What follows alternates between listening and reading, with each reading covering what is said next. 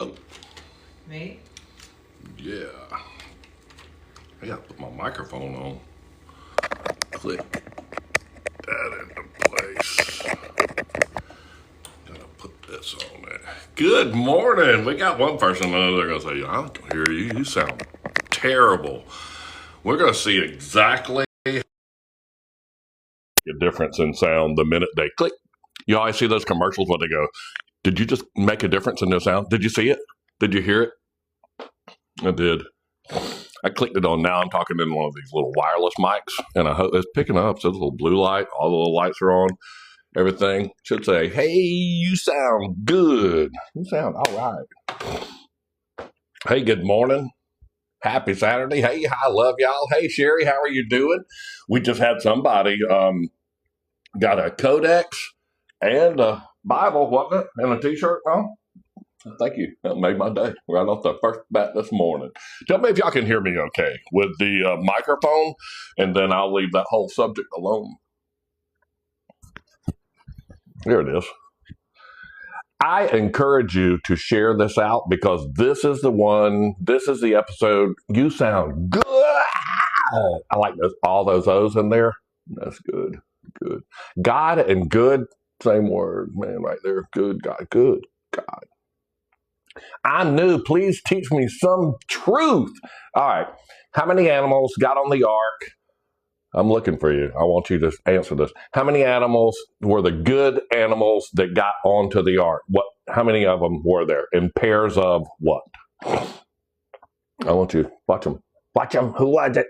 Oh, Julie. Was that Julie that said that before? Who said teach me something? I will. Welcome to Jubilee chapter 12. Yep. We got the people that have been in here for a long time. And they know that in the chapter where it talks about the animals that go onto the ark, they know that the clean beasts were in groups of 7 and the unclean beasts were in groups of 2. But we've been taught that our whole life. 2 by 2 were the unclean beasts. You just said it right through there. I just saw all the comments. Those are the things that I feel like we're learning. One of the other things too, and this I can tell if you've been listening to me or not. How many commandments are there? How many? I don't know. A butt ton of commandments. Got a whole book about stuff you can and can't do. Pick one. The question was, how many commandments are there? More than 10, Arkansas Gigi. I know. I was like, the first commandment should have been, thou shalt read the whole chapter. I mean, because it's like, when you're reading the 10 Commandments, I know, Nick, I'm thinking the same thing, man. It's 10. But literally, go to the chapter in your Bible. I think it's Exodus. It's either 18 or 20. And it lists off the 10 Commandments. Bro is still talking, man. I mean, you're still in that chapter. And it goes down a couple more sentences. And he literally goes, thou shalt not. And he lists 3 more things. And I'm like, going, thou shalt read the whole chapter. Told you, thou shalt not make idols of silver and gold. Thou shalt not make stairs go up to an altar. And thou shalt not make an altar of smooth stone, for if you raise a tool upon the stone, you have polluted it. And I think that since Solomon and everybody and their brother had an altar of smooth stone with stairs going up to it, including Solomon, I think that they just didn't like, man, we don't have to say those last 3 because every one of y'all pagan Roman guys that were in the Roman Catholic Church that were still pagan, they had gods of silver and gold. So they were like, let's totally don't read the last 3. Why? Well, I mean, if you don't say them, you don't say them. But God's still talking. Thou shalt not make gods of silver and gold. Go read it. Where is it? Exodus 20. I'm telling y'all to go do it. I'll do it. I'll do this for you. Let's read the 13 commandments. Thou shalt read the whole chapter. Thou are a dumb redneck from Georgia. Don't read the whole chapter to them. It'll point out the fact that we're not supposed to have stairs going up to the altar. But you do have stairs going up to your altar. I know. I know you do. I know you do, Pope, whatever his name. The 10 Commandments. This is chapter 20 right there. The Ten Commandments. And then I underlined them. Like through here it says the Ten Commandments. I underlined them. Let's get down to thou shalt not covet thy neighbor's wife. Right there. Thou shalt not covet. That's like the 10th commandment. And then the chapter is still going. So it goes over to this next page.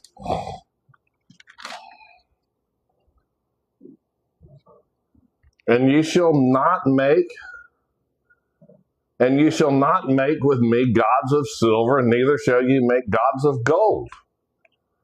And an altar of earth thou shalt make unto me. Thou shalt not build an altar of hewn stone, and thou shalt not go up steps until mine altar. This is all right before it goes to chapter 21. Thou shalt not go up steps to my altar. I mean, everybody and their brother's got steps going up to their altar. You can go into almost any church that you want to and go, oh, you got stairs going up to your altar? And you're going to go, yeah. Y'all don't read that crap either. What do you mean? I don't know, man. It's like the Pharisees, the dudes that put together the Bible, the guy that wrote the Dead Sea Scrolls and all that stuff. I guarantee you they were walking up to the people that were running the temples and the churches going, y'all don't read none of this crap, do you? Why? Well, you little stairs up to your altar and all that stuff. That's like in the 11th commandment. What do you mean there's 11 commandments? I don't know. God's still talking, man. Thou shalt not do, thou shalt not do, thou shalt read the whole chapter, and thou shalt listen to what he said, and thou shalt do that crap. And y'all ain't doing it. Hey, thank you for joining. People want to thank you for sharing this out. If thou shalt share this out. I mean, if it said that, but you know what the problem was? Solomon, he's an idiot. He built stairs up to his altar. The masons of Tyre built stairs up to Solomon's altar. Let's see. You know what? I think these last pictures we're talking about. Yeah, the Tyre. Thus saith, and thou hast said, I am God. This is the king of Tyre. This is the dude that built Solomon's temple. A dude that said, I am God. I sit in the seat of God. That's the king of Tyre. That dude also said this, like next verses. He said, taking a lamentation, thou hast been in Eden, the garden of God. That's my face right there. So, I mean, the king of Tyre, been in Eden, the garden of God. You said you were God and all that stuff, and you built this temple. And it's just Solomon and David, and they took cedar trees, and the masons, and they hewed the stones. Right there, that's all David. They hewed the stones and made the altar for God. We'll see. You know what that is right there? You know how our Bibles say that the Jebusites, oh, here it is, that are hated of David's soul. I always tell you this, and I just got to tell you that if they are hated of David's soul, so that means David's soul hated them. The Jebusites and the lame and the blind, that are hated of David's soul. They are hated of David's soul. David doesn't like them. Now, this is an old Bible right here. The one that we make right here. What's this? No, this may be a Wycliffe. But it says, who did away even the crippled and the blind, yea, any and all who hated the life of David. So now they don't like David? And that's another version. This is from, it could be out of my doing, right? It's pictures right there. Nonetheless, that's what we get. You know, these are copies from the 1500s, the 1800s, and these people, they hate the life of David. And then the comparable verse, which they've changed it, is that they were hated of David's soul. They were hated of David's soul. So, I mean, you can read both versions. And that's from, hey, this is what we said in the 1800s and this is what we said in the 1500s. So all of a sudden, either they hated David's life, which I totally get. You know, I mean, he left the flock and they were all there, hold the Melchizedek boys and all that stuff. And he, I'm sure, built an altar with masons. It says right there, David took cedar trees and masons sent to him by the devil, or whoever said he was God, sat on the throne of God, and was in the Garden of Eden, that dude. And then that masons were sent by him, and they built David a house. So, you know, that's what I think about Builders. I'm a builder. I was just on a builder show. And not a builder show. I'm a general contractor. And man, I found out one thing about general contracting. You can't do it right. There's one thing for sure, man. You can't build something right. That was, you know what? Does anybody think this looks like the altar of the church of Pergamos? Let's do it. I don't think so, but there were a bunch of people that whenever he got on stage in the Democratical National Convention, they said that his stage looked like that. And that's what he was trying to do, the seat of Satan, Pergamos, the temple of Pergamos. This is the seat of Satan. This is so many people, not so many people, like about 3 or 4 people. After I showed them the place in the Bible where I went, okay, I know where Satan's seat is. Well, listen to this. I'm gonna play the verse. I'm gonna put the verse up here, and it's like,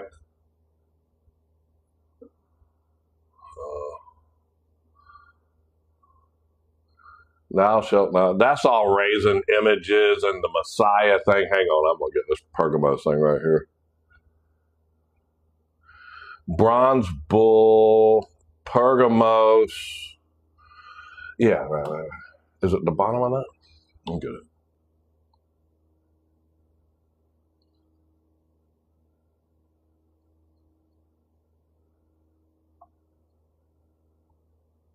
See what I ordered for lunch in my general contractors class. I had to sit there for 12 hours, dude. I want to see where it says, I have seen, and it's in Pergamos. And, that's right. Jacob rose up early. Nah, that's all raised an image. I'll get off of it. If you haven't downloaded the study guide for today, please do. Please go to my bio page, click on that Ezekiel 33:3 thing right there, and then click on my link tree. And then what's going to pop up is my link tree. And then you're going to download Jubilees chapter 12. It's right there. And we're going to read that together. It's super cool. Jubilees chapter 12 is all about Abraham destroying his father's idols. What is that place? That was Pergamum. That's where the seat of Satan was. This Revelation something. Let me see if I can find it. It's got to be right up there with those other pictures. Hang on.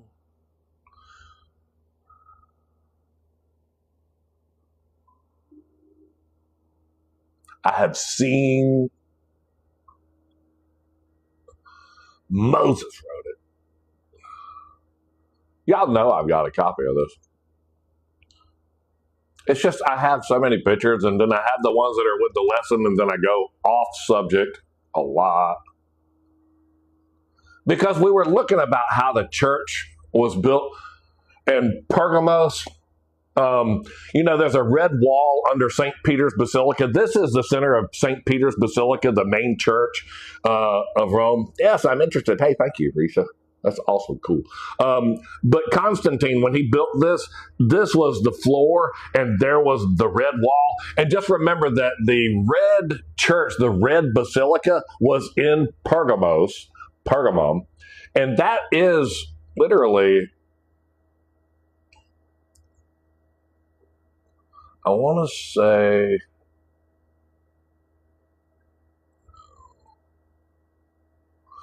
it's in Pergamum, and I wish that it had the verse. I just don't know exactly where it is. This is, I know where Satan's seat is in Pergamum, and it speak to the church of Pergamos. And it's like Revelation chapter 2, and it goes, where my faithful martyr Antipas was martyred, where Satan dwells among you. And what is it? Revelation's like 2 something. I'll read it. Hey. Arlo, come here.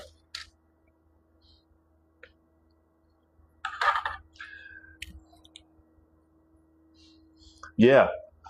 Revelations 2, verse 12. And to the angel of the church of Pergamos. This is the church of Pergamos. To the angel of the church of Pergamos. I know thy works, and where thou dwellest, even where Satan's seat is.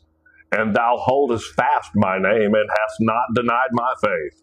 Even in those days wherein Antipas was my faithful martyr, who was slain among you, where Satan dwelleth. Where Satan dwelleth. In the church of Pergamos, Revelation 2:12. Even after reading and I put Revelation 2:12 up there, and the people are going, it's in Switzerland. And I was like going, okay, but he's saying, and it's in red, the words are in red. Right here is what I'm reading. There's Revelation 2. These words are in red, so these are the words of Jesus. And no matter that I posted and read the words of Jesus that said, saying to the church of Pergamos, where Antipas, my faithful martyr, was slain among you, where Satan dwelleth, no matter the fact that I read Jesus' words out of the book, out of the Bible, they still said, it's in Switzerland. And I'm like going, okay, man, I mean, what else can I do?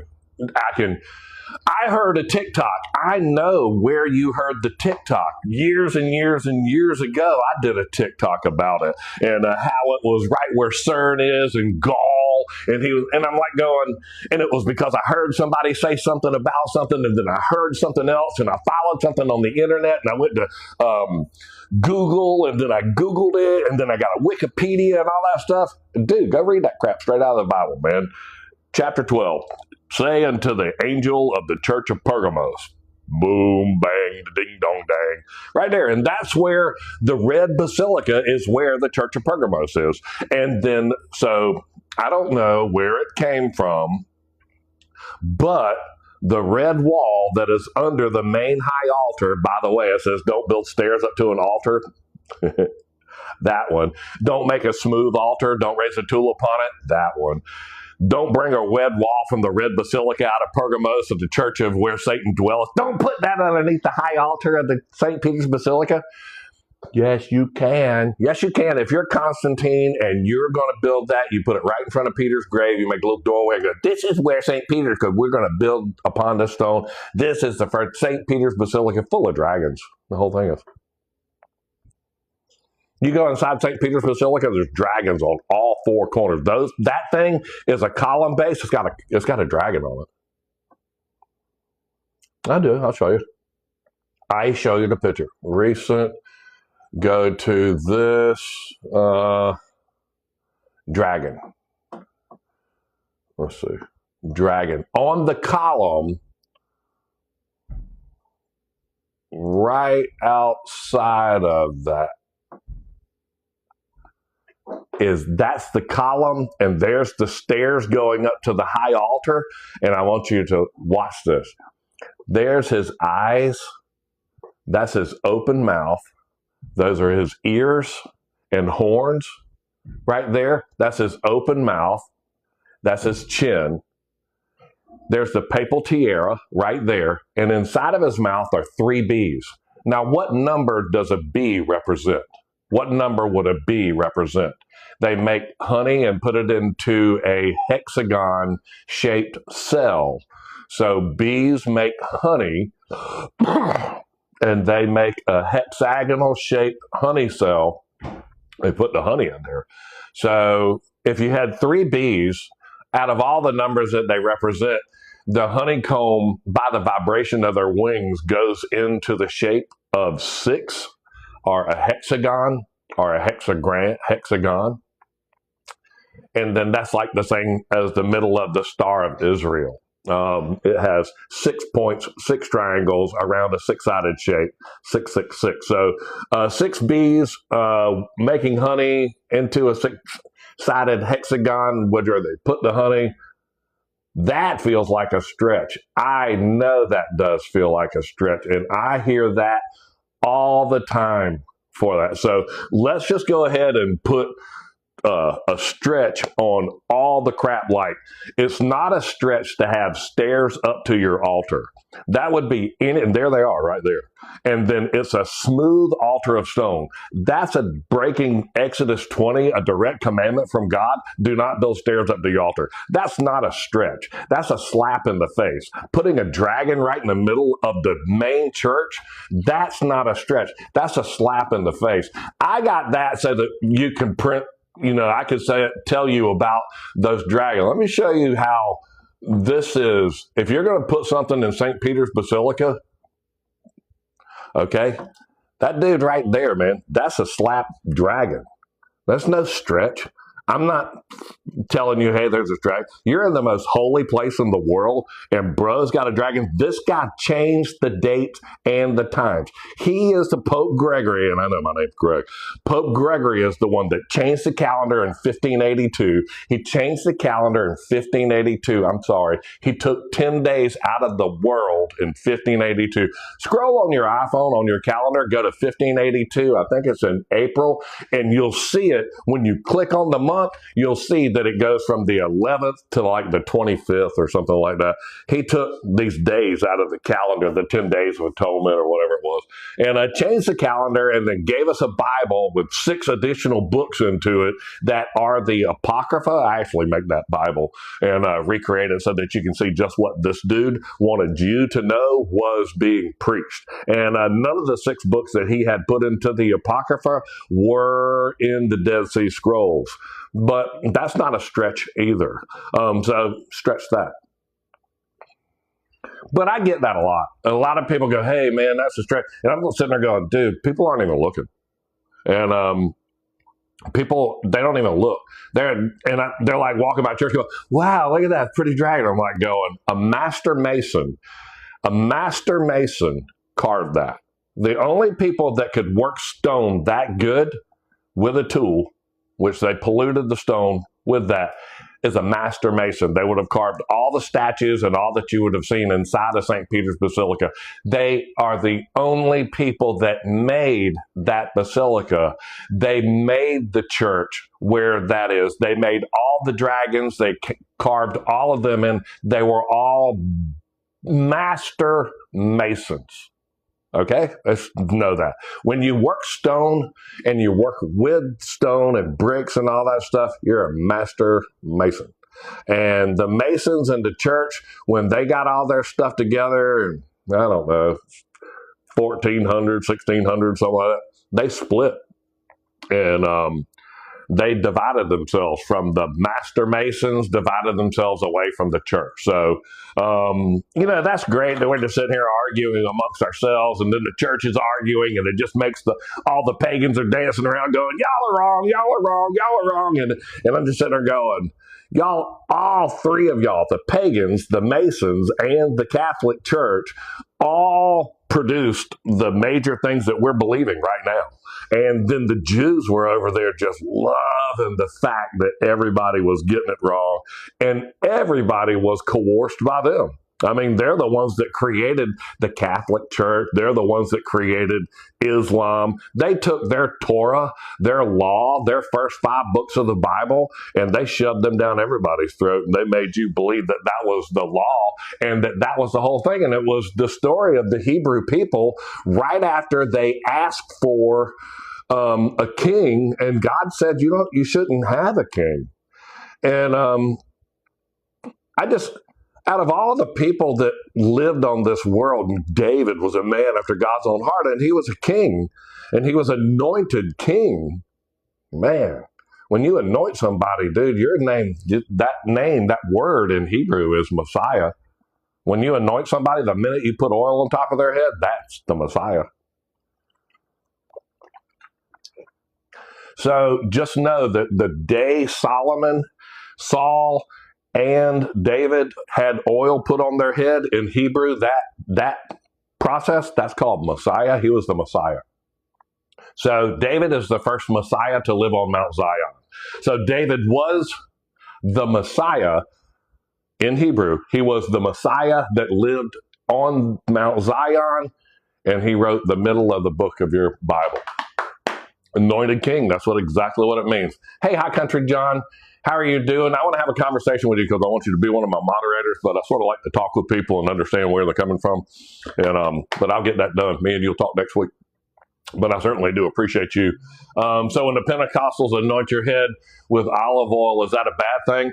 I don't think when, you do anything in the name of the Lord, I don't think those are bad things hey, I even heard that my brother-in-law, that he was anointed at birth. So to be anointed, anoint things with water, anoint things with oil and all that stuff. Jesus Christ was anointed with the Holy Ghost. And he says to be anointed with the Holy Ghost. So, those words to be anointed means, in Hebrew, it means Messiah. In Greek, it means the Christ. And the bad thing is I don't think that we understand what we're doing when we do something and we go, hey, man, they did that a long time ago, and we're doing it just like they did. Remember, they've been tripping over themselves for thousands of years. Who? The dudes that are the patriarchs. They're not alive here in the time of God. The things that they did, they died. Moses, the guy that wrote the first 5 books of the Bible, wandered the desert for 40 years writing the first 5 books of the Bible. But we just learned last week that it was not the Torah that Moses received on the mountain. Moses did not receive the first 5 books of the Bible on top of the mountain. He received the commandments and the law. So he received 2 tables of stone, and he came down with the law and the commandments, and he was instructed to write all the stuff that he saw, and he did, in fact, write all the stuff that he saw, and those are the first 5 books of the Bible. So you can clearly see in the very first chapter of the book of Jubilees, it says this was written by God and given to Moses so that he could teach men with it. That's the very first thing that it says. And I'm not somebody that's going to say, yeah, I like everything but that first sentence, man, and then the rest of it's okay. You know what? The Dead Sea Scrolls are the most proven documents on the earth. The book of Jubilees was, ironically, one of the only ones that the church and all these dudes that were carving this dragon, they were the only ones that told you, don't read that book, man. And they said, don't read the book of Jubilees, don't read the book of Enoch 1. They are, man, they're just bad. You shouldn't read them. And you're like going, you're bad. You suck, man. I'm not going to say that anymore.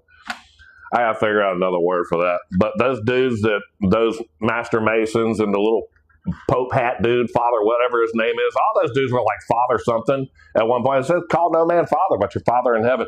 Call no man Master, for you have one Master, but your Master in heaven, Jesus Christ. And dude, man, I mean, they were like busting rules. So all those dudes that were in the church and they're like writing the 10 Commandments, they were writing down the 10 Commandments, and they're still in Exodus 20.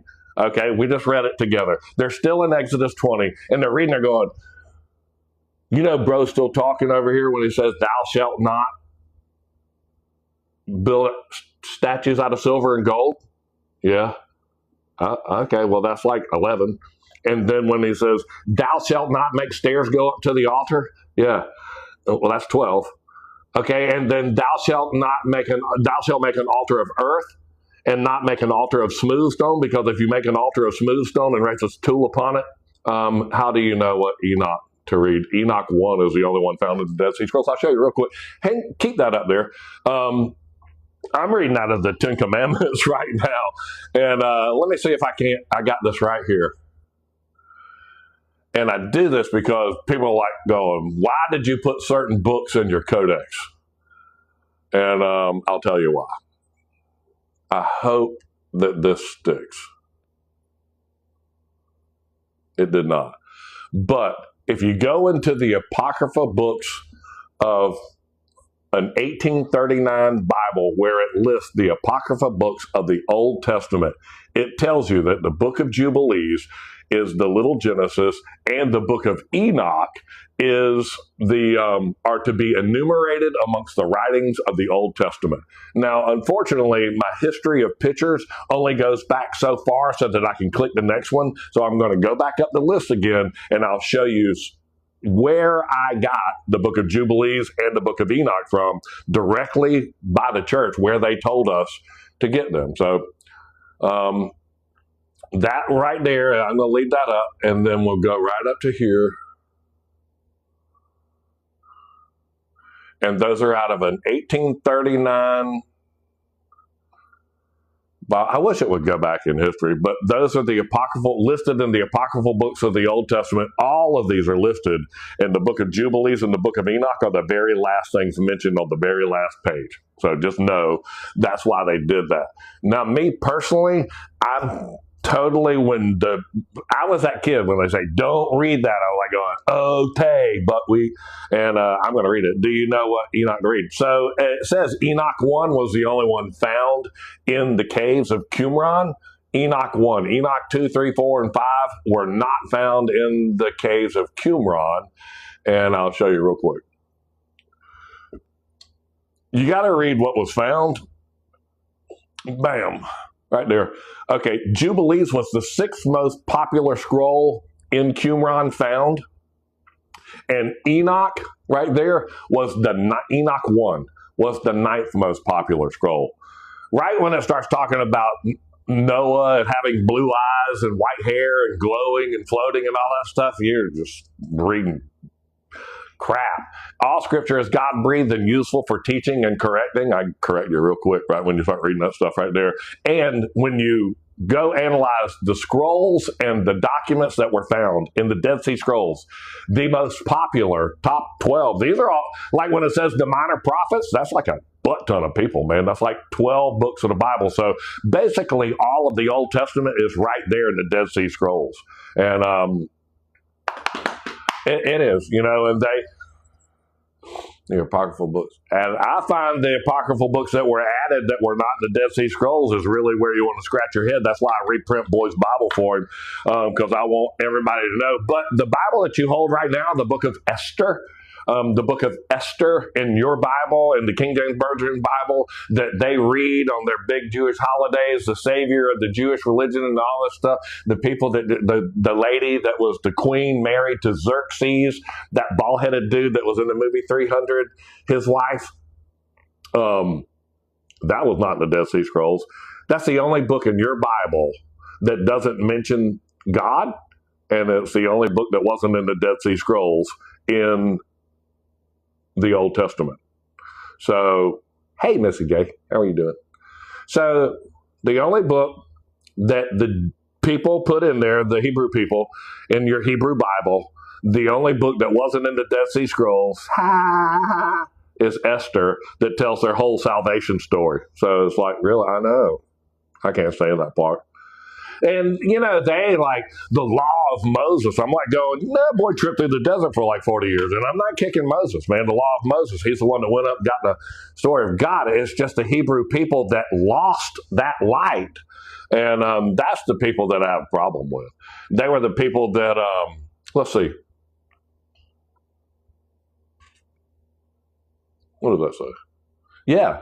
This is right before they elected King Saul, the dude Samuel the seer. Just know that the lamp of Israel went out. Where is it? Right there. And ere the lamp of God went out in the temple, and Elijah, he's blind. He's going blind. The lamp of God went out in the temple. Samuel the seer did not even know God. Okay, so the Ethiopian Bible is adequate. The Ethiopian Bible is from the land of Ham, and the Ethiopian Bible is a collection of every book that ever said the word blessing. So if you said the word grace in high school, it's there. I have the Ethiopian Bible. It's this thick. It's nothing but page after page of every book that ever could be in or out of the Bible. Absolutely. Except the big ones like Jasher. And I think Jasher's really cool. They just put a QR code inside the Ethiopian Bible, and the book of Jasher's not in there. It couldn't be. It's an inch thick. And they would just be all mad. But I know, I print Jasher. And it tells the best story about Abraham and his father's idols, and just really the book of Jasher. All the books that we were told not to read have so much greater detail and depth, and they're all in my codex that I make. I make it.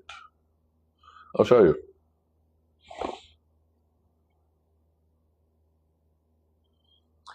No, when you print books and you actually put all the pictures into them, I make all these books and I regurgitated them in size 12 font, double spaced, and I illustrated every one of them. Like this is one of the chapters out of the Book of Jubilees, and on every page is a picture. Every page is going to be a picture. And whenever that's the first book, then I just showed you the Dead Sea Scrolls, Enoch 1, that's what's in there. Then the book of Jasher, not in the Ethiopian book. Man, that is 1 inch thick of paper. I know, I printed it myself. And it is 93 chapters of the Old Testament, the sons of Jacob, and their wars against the giants. Those dudes were giants. The way they talk about those guys right there had to be big. They're big boys, man. They were a special breed of people for sure. Then the book of Gad, that's probably one of the coolest books, man. That's all Gad, the advisor of David, the one that told him to go number the people, his codex and all that stuff. It all is right there.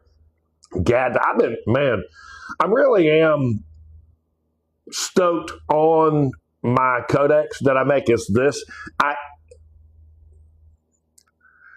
may add to it. I'm doing the War Scroll right now, and I'm just going to tell you that if I had to put the coup de grace, the standing ovation would be the war against the sons of darkness, against the sons of light. And that is the War Scroll. Oh my gosh, man. Talking about the book of Revelation on steroids times 45. It is. It's amazing. So that's what my the codex is that I make. Oh, and that last book is the Gospel of Nicodemus. It is the descent into the underworld. You just lose your mind on it. If you have not downloaded the study guide for today's lesson, please do. It's absolutely free. And if you go to Ezekiel 33:3 right there, and that'll go to my link tree. Click on my link tree right there, and this will pop up. There's Jubilees chapter 12. We're getting ready to read that. You can print it all off. You can read right along with me. Chapter 12, please share this out to your friends. All these links are free and all the stuff to click on all of these things. If you want me to print all of the book of Jubilees, Gad, Jasher, Enoch 1, the descent into the underworld, and bind them all together, or if you want me to print on parchment paper the 1582 Apocrypha Bible, I will gild it in gold ink, and I will wrap all of them in leather for you. All you got to do is click that button right there. It takes me weeks and weeks to make those. We send out about 20 pieces of work right now each week, and we are going along, rolling with that.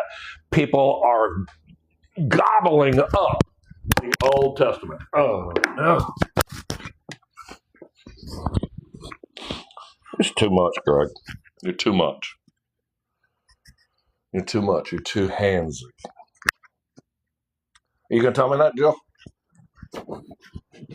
I know. I want that. I want it. I'll get it right. There it is. Microphone. Don't talk into that part. Talk into that part. Jay Berg. You know what? When I travel, I use these little microphones. I love my studio setup, but my traveling setup's not bad. It's the only thing that I don't have hearing, and of course on these lives I can't hear. One of the worst mistakes I did in a long time was I did create the ability to go live on all the other formats like Insta whatever, and the Book of Faces and all, and we went simultaneously live, and I was able to do all of my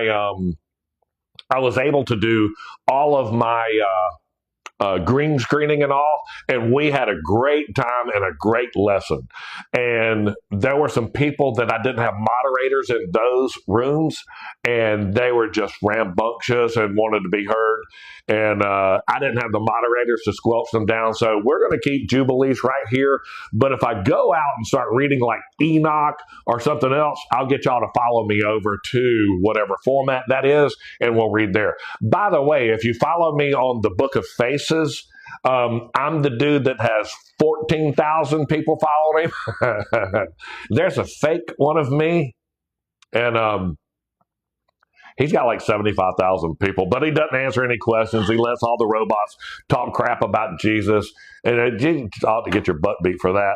But I complain about him. I've got my real name on there. I'm registered, and we're getting all the certification and all that stuff. But man, you talking about stealing somebody's image and walking away with it? That's meta.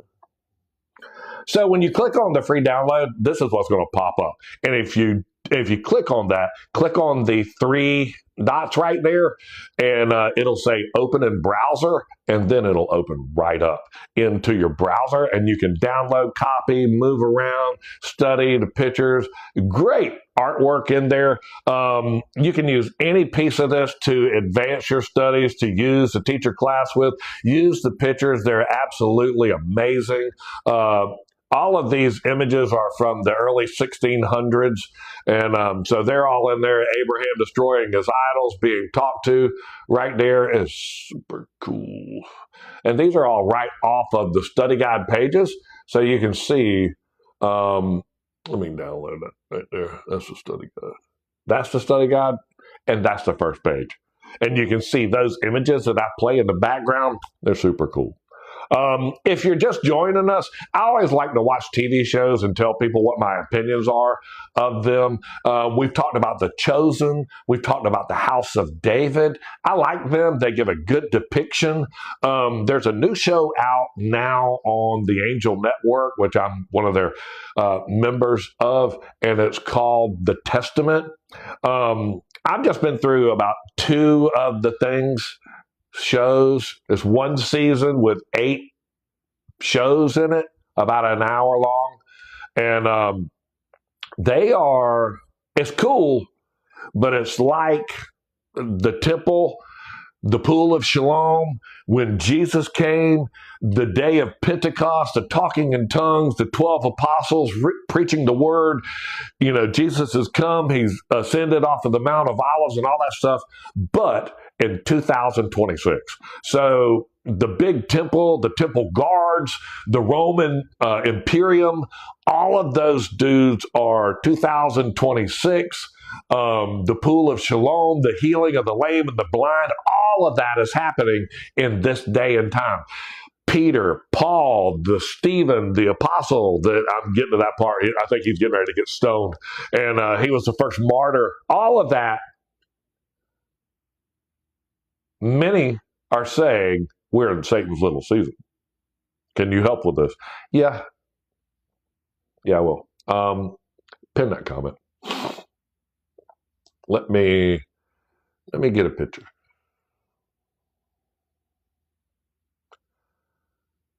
I like people to help answer when we do these things. So let's talk about Satan's little season. And if you know Satan's little season, how long is a little season? Has anybody done any research into how long? Are you traveling? I am. I'm always traveling. We had to go down to the Keys to do a contractor update course for my general contractor's license. I am a general contractor, a roofing contractor, and a mechanical contractor, and I had to go update my licenses. Keep that comment pinned. And Rambert, I certainly appreciate that. And coming back up, I just told my wife, I said, let's go over to the west coast of Florida and let's stay there. You know what? 2000. I love all these things, Rambert. I'm glad that you're answering and effective. So 2,000 years is this little season. That's hell, I'd hate to see a big one. But you got a little season and then you have a long season. And the Bible tells you how long a long season is. Does anybody know what the Bible describes as a long season? It was the time that they were in the desert. I believe it's in the book of Joshua. And he says, yet, but you were in the desert, but a long season. So just understand that the Bible clearly defines a long season as being 40 years. So the next thing that we have to do is now that we know it's not a long season, 40 years, we know it's less than 40 years. Now let's find out when it started. In Revelation chapter 20, let's just stay in there. It's about verse 5 when it says, and the rest of the dead yet live again. This is the first resurrection. It's the end of verse 20.5. And super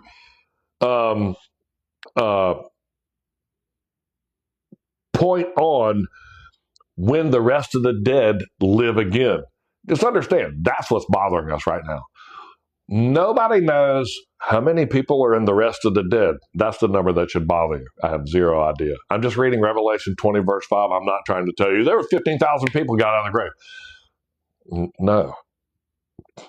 The rest of the dead people, got out of the grave.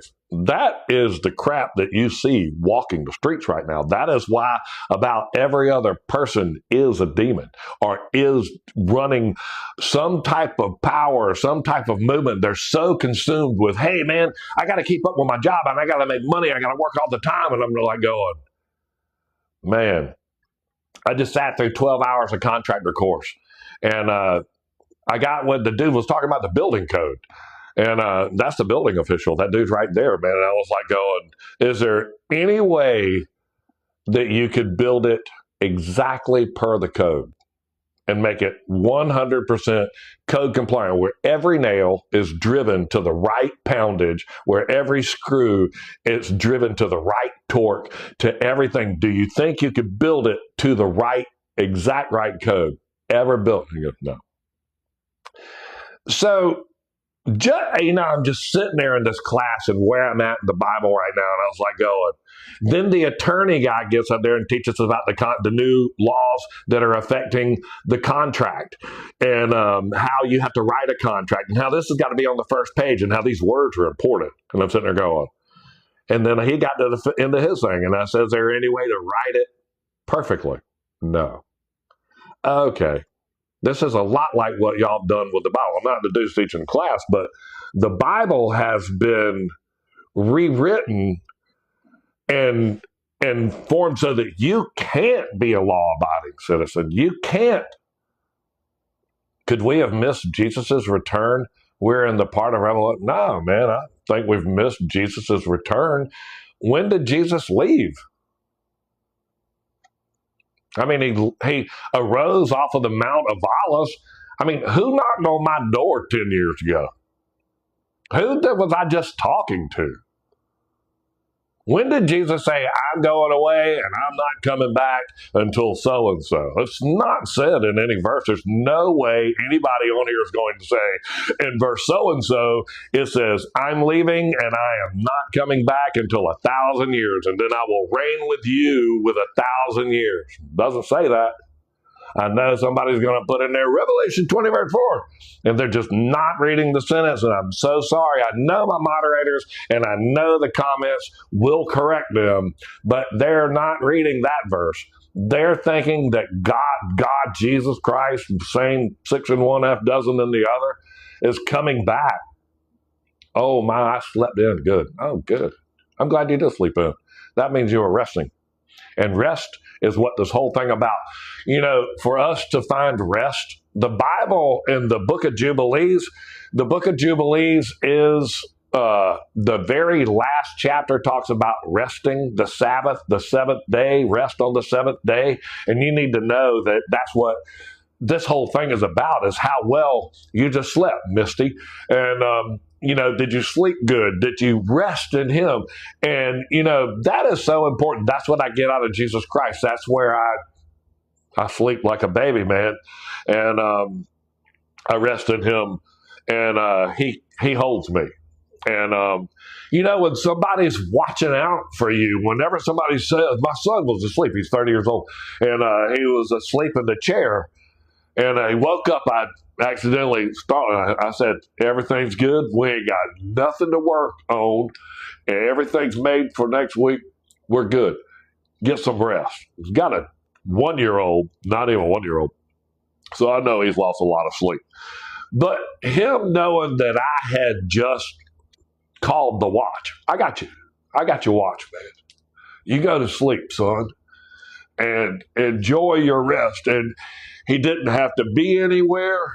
He didn't have anything that he had to do, and he knew his dad was watching and was doing the things and was on watch. And when somebody's on your watch, when you've got what? He says, I'm leaving to prepare a place for you. And where does that end? And no, it says, I'm leaving. He goes, left off the mountain, ascended into heaven off the Mount of Olives and went into heaven. It's not like he went and said, I'm not coming back. The people read Revelation 20, verse 5, man. And what's the topic of the day? Revelation chapter 12. We're going to be reading Revelation chapter 12. Abraham destroys his father's idols. But we're talking with a couple of people right now, and they're talking about Jesus when he's coming back. And Jesus never left. I just need you to know that. And Jay Bird, John 16:7. Let's see it.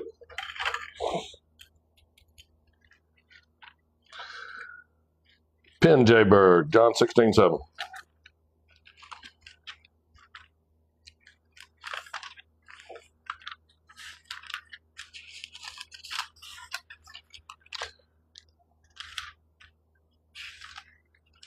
I don't know I'm good enough. Nevertheless, I tell you the truth. It is expedient for you that I go away.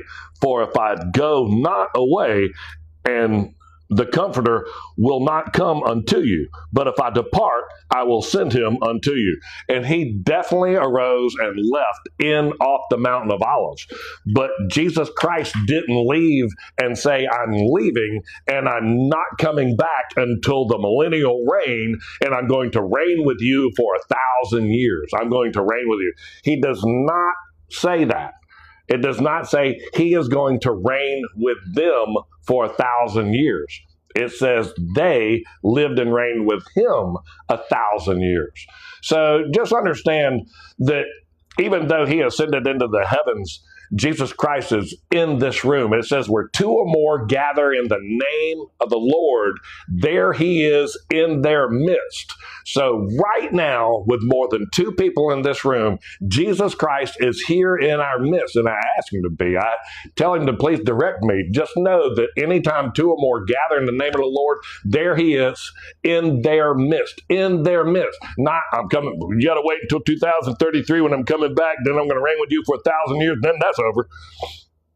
That ain't how that works. I agree with you 100%. Thank you so much.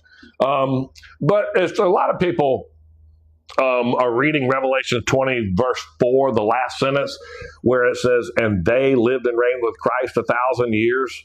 That's cool, man. That's good. And that's the first resurrection. You just got to keep reading it. Look up the Power Unlimited Jesus video. A lot of people recommend for me to go follow other creators and to listen to their stuff. I don't. And I'm not apologizing that. People send me videos, go watch this video, go watch this stuff.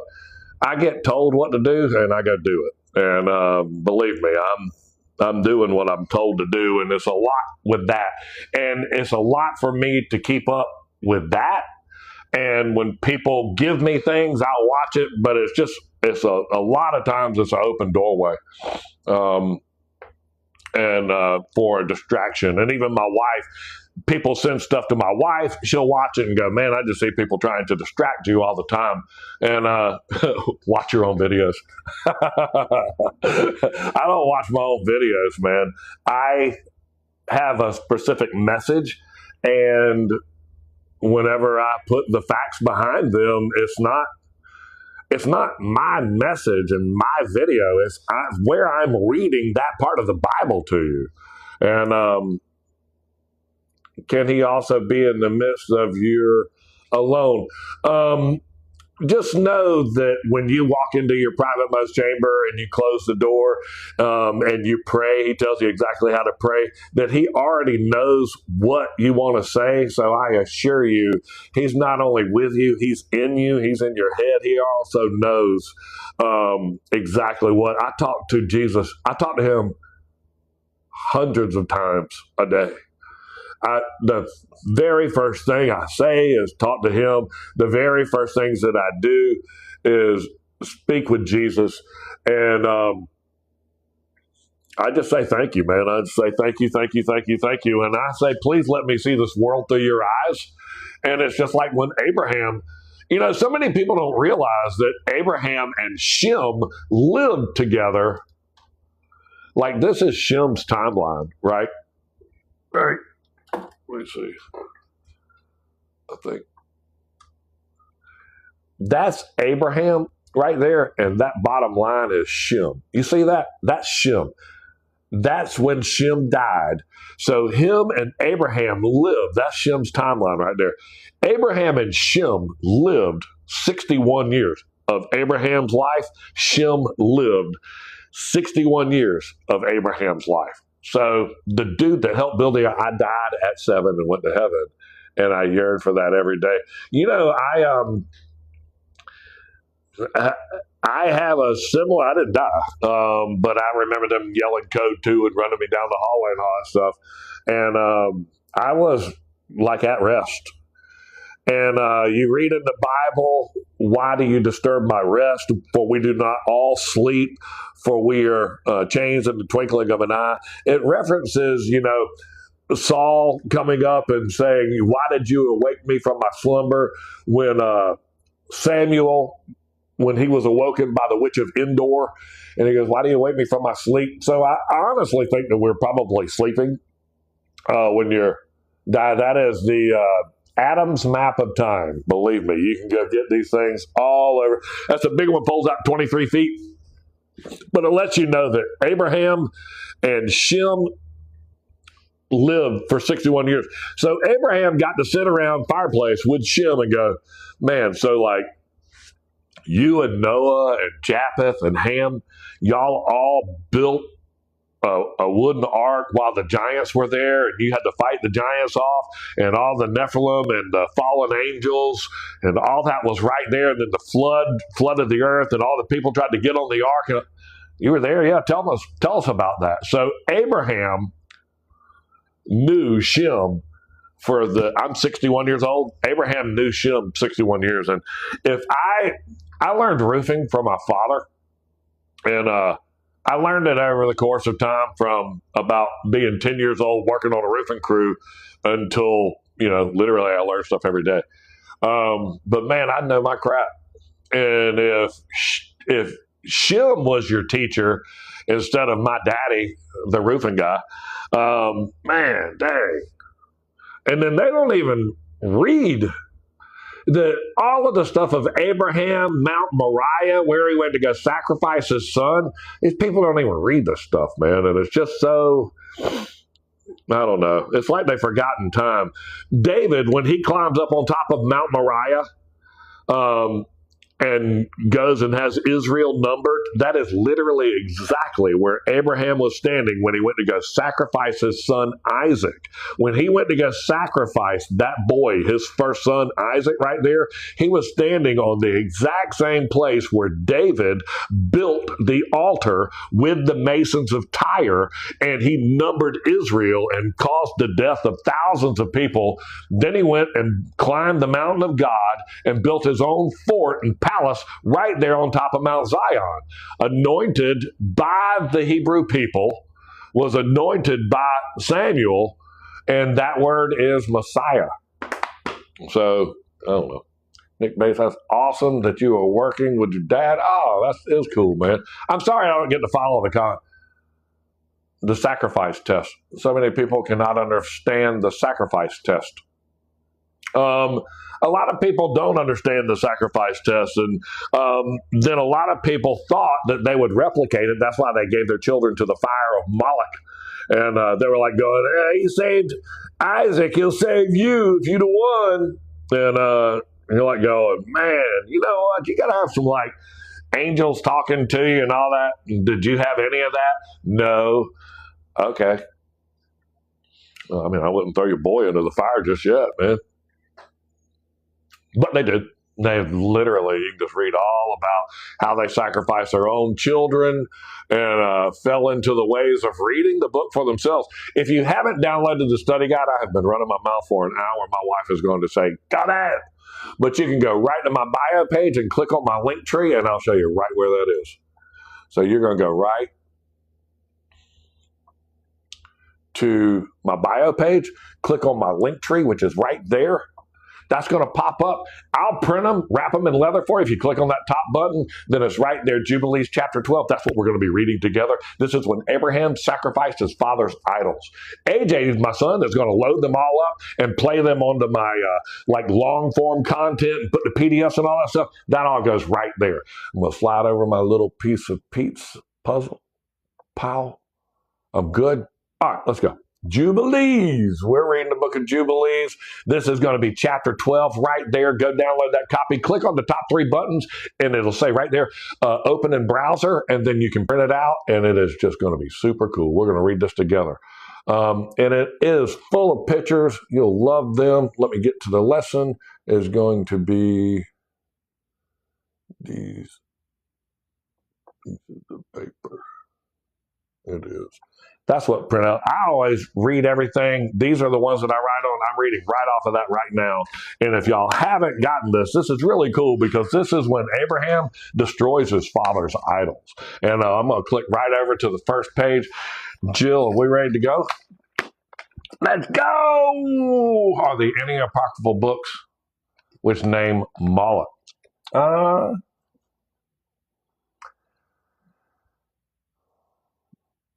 I'm not sure. I don't. Apocryphal books, I don't know. You got the apocryphal books, and then you've got the Dead Sea Scrolls. And the apocryphal books, there's question marks all over the apocryphal books. So no, they were written when the McCoys and the Hatfields were writing books, and the McCoys and the Hatfields wrote a bunch of stuff. So you don't know if you're reading from the McCoys or the Hatfields. But all scripture is God-breathed and useful for teaching and correcting. And you can sort of read through it and find out when they're just talking crap, like the book of Esther. And it doesn't even talk about God. You can sort of read through it and go, wow. Then the book of Hebrews. That one right there, if you read the book of Hebrews, and you can tell, they don't know who the author of Hebrew is. They go, we think it was written by Paul. Paul's never written like that in his life, by the way. That is written as a warning to the Hebrew people. That's why they call it the book of Hebrews. It's the book of warning to the Hebrew people. And the only, man, it's so divinely written that if you ask your computer to compare it to the book of Psalms, it takes the sentences and the verses and extracts them sentence by sentence straight out of the book of Psalms. It is amazing. Whoever wrote that was so practiced in the word that the sentences composed in the book of Hebrew are verses scattered throughout the Bible.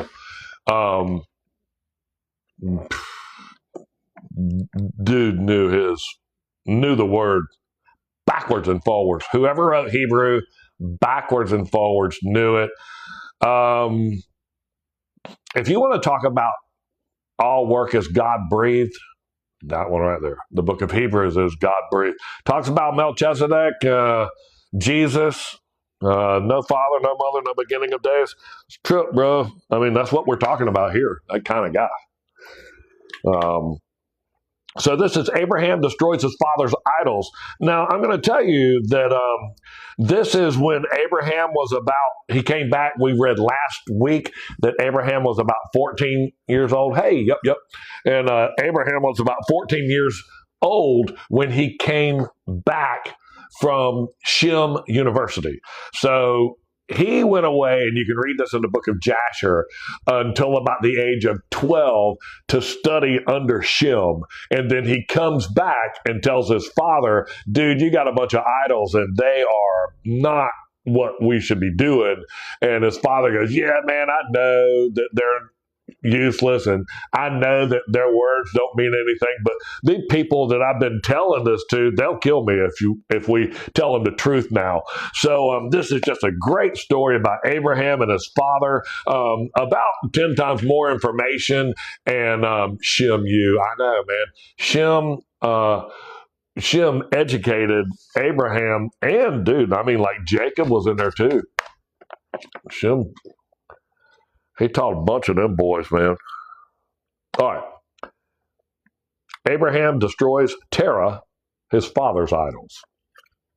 I don't need this because all of my work is in size 12 font. So if you ever had a problem, hey man, I can't read the Bible and the Dead Sea Scrolls or all that stuff. I actually took the Dead Sea Scrolls, put them in size 12 font, illustrated them and double spaced them so you can write, underline, write notes, put them in the margin, all top and bottom. That's how the Dead Sea Scrolls should be so that you can read them. They were just the codex that I make has 5 of the coolest books the church told you not to read. Y'all read them. You ought to read them. Why? Because the church. Oh, it's got me. I can't say it. I can't say it. The dude with the bishop hat, Pope, whatever, which one you want to call him, Father Heine. I don't know what to say about those guys. You have stairs going up to your altar. So what? So that means I know you haven't read Exodus 20. The second book in the Bible, just by the fact that you have stairs going up to your smooth altar, I know that you're, thank you, Jesus. Watch my words. I know that you haven't read the second book of the Bible in its entirety and or done any of the crap that it said do. And you're the Pope? Yeah. Dude, book 2, man, chapter 20 says, thou shalt not walk up steps, and thou shalt not wear a hat like that. Thou shalt not gather much gold. What in the heck are you doing? Thou shalt just tell everybody there's two. That you changed, the Pope changed the 10 Commandments. You know that. He took the word Sabbath out of it and said, honor the day of the Lord, because he couldn't even spit Sabbath out. Sabbath is it. This is Saturday Sabbath service. And they changed the day of the Sabbath from Saturday to the venerable day of sun. And that's one thing that they did. They changed the Sabbath to Sunday. Constantine did that in 365 AD at Anno Dominus, not after death. It is Anno Dominus, and that means AD means in the year of our Lord. You're right. And I had somebody else at a dinner party one time, and I said BC, before Christ, and AD, and they went after death. And I was like, it doesn't mean that. Yes, it does. I'm like going, no, it doesn't. But your husband's a brain surgeon. He'll tell you the truth in a minute. What do you think? What do you think they are of Satan? I don't know what that means. Do you think they are of Satan? I do think a lot of people are of Satan. The rest of the dead, I think they are of Satan. I think those people that put you in the brazen bull and cook you in Pergamon and all that stuff, I think you are from the rest of the dead. Yeah. I think all those people that were watching and doing all that stuff, they're evil people. They are. That was where in Revelation chapter 2, this is the church of Pergamum.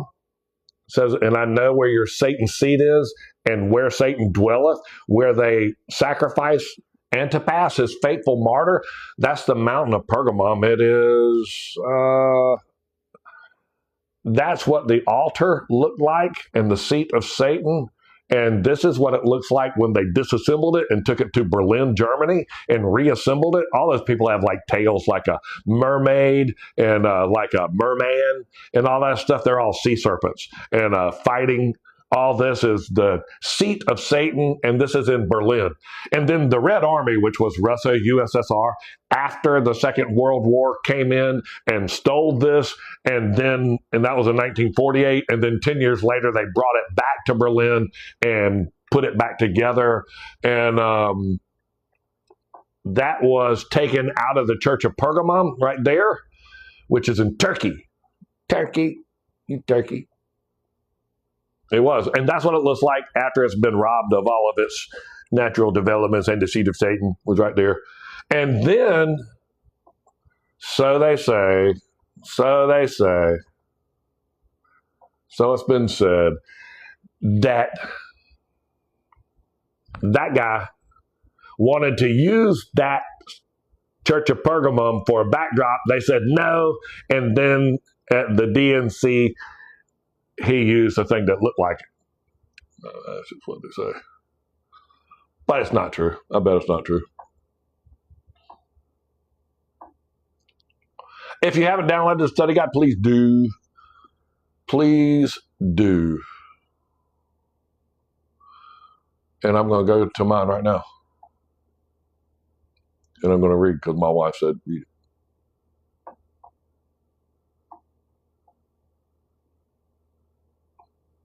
Right there. Bow. Bow. Page 1. Abraham's father. Abraham destroys his father's idol. They built it from scratch. Germany. They built what? Go back to that.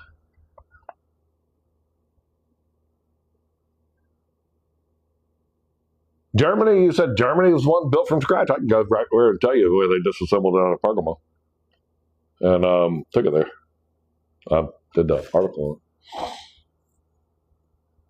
Not a recreation.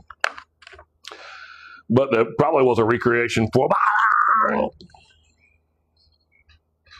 I don't know. Who would have had to that? They put that. I think they put it in front of the White House the other day, too. The juice, iced tea. Let's do it. Jubilees. Let's read it. Abraham destroys Terah, his father's idols. And it came to pass in the 6th week, in the 7th year thereof, that Abraham said to Terah his father, saying, Father. And he said, Behold, I am here, my son. And he said, What help and profit have we from those idols, which you do worship, and before which you do bow yourself? And there is no spirit in them, for they are dumb forms and misleading of the heart. Worship them not. Worship Yahweh, the sovereign ruler of heaven, who causeth the rain and the dew to descend on the earth, and does everything upon the earth, and has created everything by his word. And all life is from before his face. Why do you worship things that have no spirit in them? For they are the work of hands, and on your shoulders do you bear them.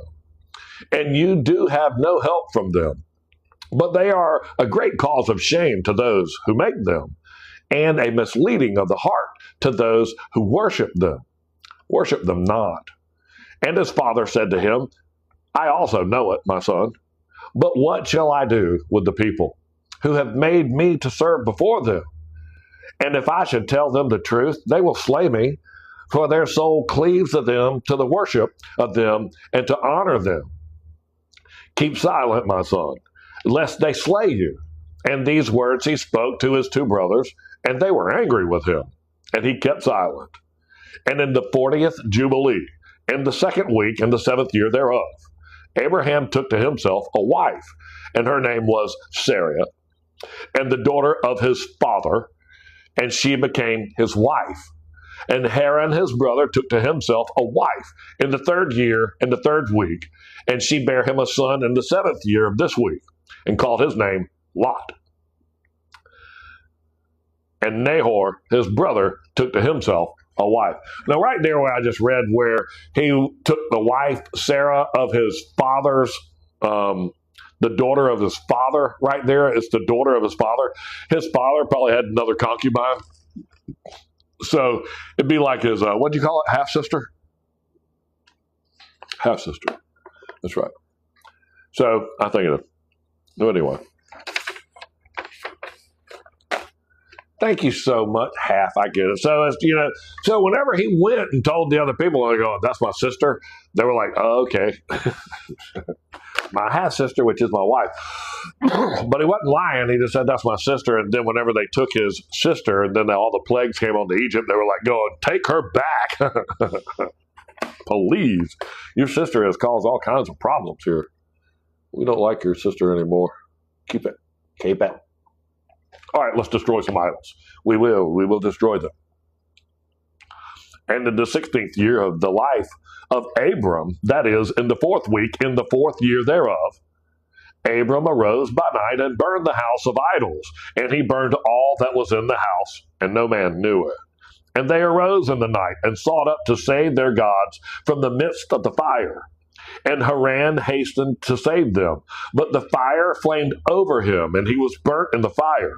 And he died in Ur of Chaldees, and before his father Terah, and they buried him in Ur of Chaldees. And Terah went forth from Ur of the Chaldees, and he and his sons, and to go into the land of Lebanon and into the land of Canaan. And he dwelt in the land of Haran. And Abram dwelt with Terah, his father, in Haran 2 weeks of years. And in the 6th week, in the 5th year thereof, Abraham set up throughout all the night on the new month of the 7th month to observe the stars of the evenings to the morning, and in order to see what would be the character of the year with regards to the rains. And he was alone as he sat and observed. And a word came into his heart, and he said, all the signs of the stars, and the signs of the moon, and the signs of the sun are in the hand of Yahweh. Why do I search them out? If he desires, he causes it to rain, morning and evening. If he desires, he withholds it, and all things are in his hands. And he prayed that night and said, my sovereign ruler, Yahweh, Most High, you alone are my sovereign ruler, and you and your dominion have I chosen. And you have created all things, and all things that are the work of your hands. Deliver me from the hands of evil spirits who have the dominion over the thoughts of men's hearts. And let them not lead me astray from you, my sovereign ruler, and establish you me and my seed forever, that we may go not astray from henceforth forevermore. And I was reading from right behind me. But I just love the way that Abraham is just saying, hey, man, my father, he knows his gods aren't any good. I've destroyed them, and please keep us on the right track. And so that's exactly what we're doing. We're going to go to the next page, and he starts talking to one of the higher beings right here. AM, that sounds like, I know, I don't do that. AM, is it CE or BCE? That's so confusing.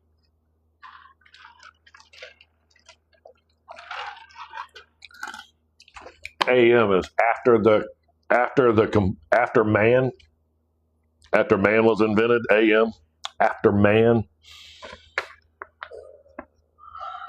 The AM that's in the scriptures right there is after Adam was created. Did I change the page? We got to start reading right here. Before midday, thank you, sir. After man. Yeah, after man. I would say it probably has a Latin meaning that means, as like after man was created, for redneck verbs. And he said, shall I return unto Ur of the I said Ur of the Chaldees like a million times. I could just go with Ur. And he said, I shall return unto Ur of the Chaldees, who seek my face, that I may return to them. Am I also to remain here in this place? The right path before you, prosper it in the hands of your servant, that he may fulfill it, and that I may not walk in the deceitfulness of my heart, or Yahweh, my sovereign ruler. O Yahweh, my sovereign ruler. And he made an end of speaking and praying. And behold, the word of Yahweh was sent to him through me, saying, get you up from your country and from your kindred and from the house of your father unto a land which I will show you, and I shall make you a great and numerous nation. And I will bless you, and I will make your name great, and you shall be blessed in the earth. And in you shall all families of the earth be blessed. And I will bless them that bless you, and curse them that curse you. Okay, listen. When Isaac told that, and you hear all this Israel, I will bless Israel, who will bless you, bro, this is the beginning of where that all statement came from. Talking to boy Abraham right here, and this is God.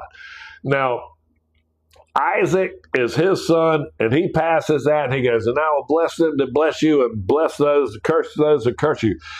Isaac says that to his son Jacob, that has dressed up in goat hair so that he looks and smells like his brother Esau. And then he gets his brother's blessing through deceitfulness and disguise because his father was blind. Okay, blind. couldn't see. And all of that, it originates right there, man. This is an angel, and this is talking, he's talking to Yahweh. This is a message from Yahweh. And I will be a sovereign ruler to you and your son and your son's sons and all your seed. Fear not, from henceforth and into the generations of the earth, I am Yahweh, your sovereign ruler. And Yahweh Almighty said, open his mouth and his ears, that he may hear and speak with his mouth, with the language which has been revealed. For it has ceased from the mouths of all the children of men from the day of overthrow of Babel. Right here. And I opened his mouth and his ears and his lips, and I began to speak with him in Hebrew, in the tongue of creation. And he took the books of his father, and these were written in Hebrew. Okay? Who wrote the Old Testament books in Hebrew?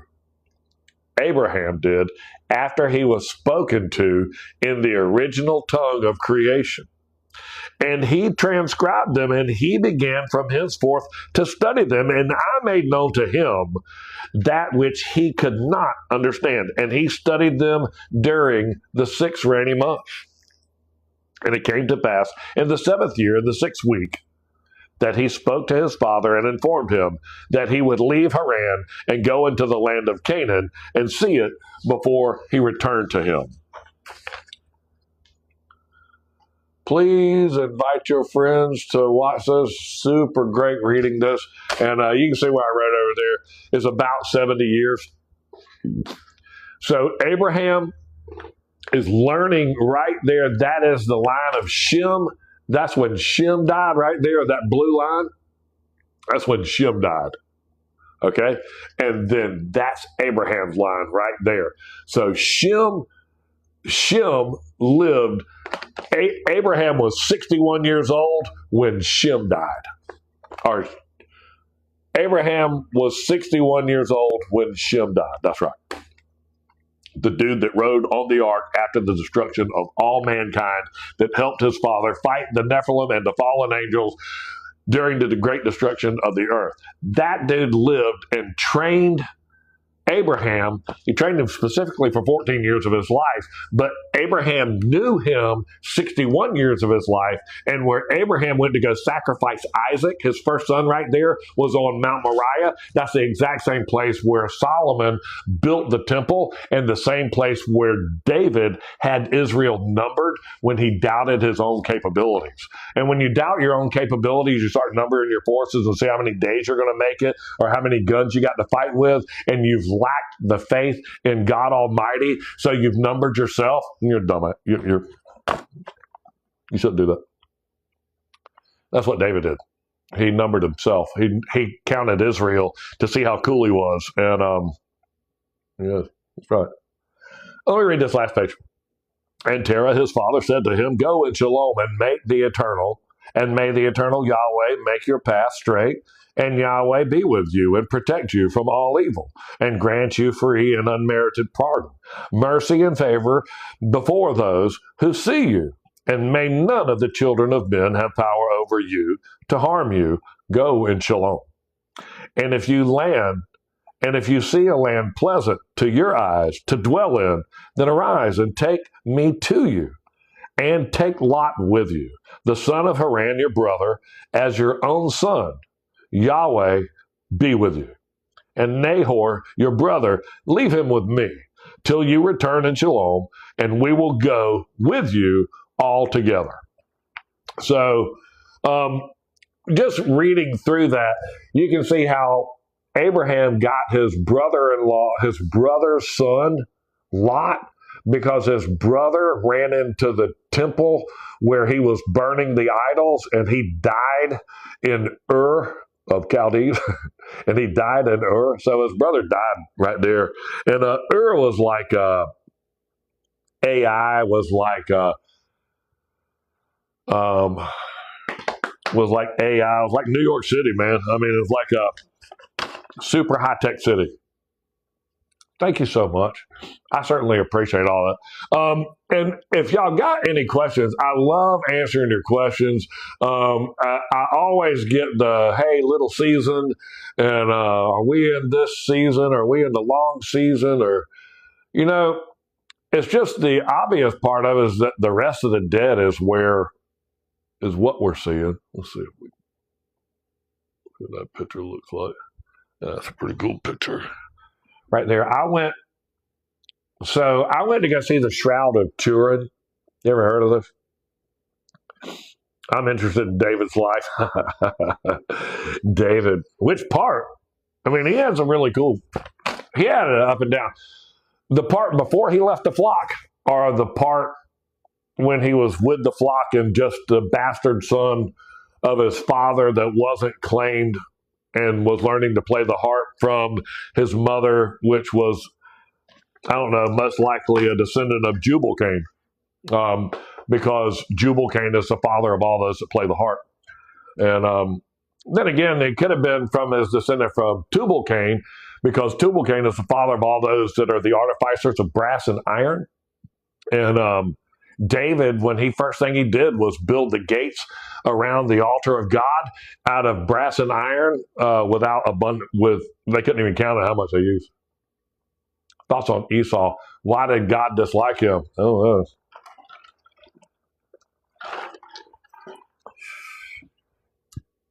it didn't say. Did it say he disliked him? His boy, Isaac, his father was going to give him everything. His brother's the one that dressed up like a goat to get it. Esau was supposed to receive the blessing of his brother. He had the birthright and all that stuff. He was the one, the hairy goat dude. I want to see the Shroud of Turin. Was it pretty? I didn't get to go. It was this was at the beginning of the church. This is the weirdest story. It's in Orlando, and this is so crazy. It's at a place called Mary, Queen of the Universe Church. Wait, why build a fence? You get an A+ for that. Why would you build a fence round about Milo, a gate? And a gate means that he built the fence and the gate. That means that you can restrict access to the Word of God. And David was the first person to take the masons of Tyre and build a fence and a gate around the altar of God. And he goes, surely this is the altar of God. It was exactly the same place where Isaac was supposed to be sacrificed. And the Dome of the Rock, where the Dome of the Rock is. And thanks so much. I certainly had cool. Mary, Queen of the Universe, I wouldn't give it all that, man. I was like going. So we were going to go in there, and the doorway is a good city block that way. I mean, like almost a quarter of a mile that way. So we're standing there, and you see how blue the skies are and all that stuff. And I took this picture and one other just like it, and the bottom fell out. We were parked right there, and the bottom fell out. And I mean, out of nowhere, it started raining so hard. Me and my wife and Arlo ran back into the car, and we were like, that's a sign. It was almost like it didn't want me to see that. And I took this picture, and you can see the angel. He's standing on top of a dragon. Right there. That's a stoned person. Who is that guy right there? That angel? I think that is bronze. Yes, Joe, I think your book got mailed out. That was what AJ was doing when I left. I said, do not send a postcard. We sent out one of the Bibles as a giveaway, and daggum, I put the postcard inside of it so he'd know where to send it to. He sent the postcard back. I was like, oh man, those are mine. And if you haven't, please, I often wonder about the dragons. Where did they all go? They didn't have the word dinosaur until like the 1800s. So they're all the dinosaurs and all that. They were called dragons. just like in the Flintstones. Those were dragons. Wow, the beast. Those were the I don't know, man. The creation of dragons. Those were the beast of the earth, man. Thank you, Morgan. I try to read stuff, man. I try to let people read it for themselves.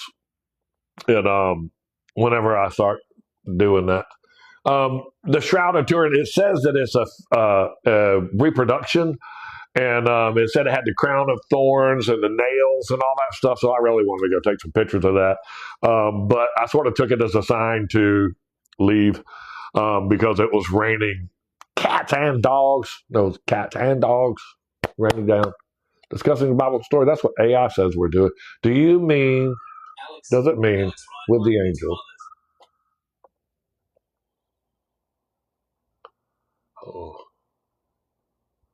What does it mean, the angel on top of the dragon? Oh, so Michael, he's killing the dragon, and it says, and he see the dragon right there, and he's got a spear into it. I might have another picture.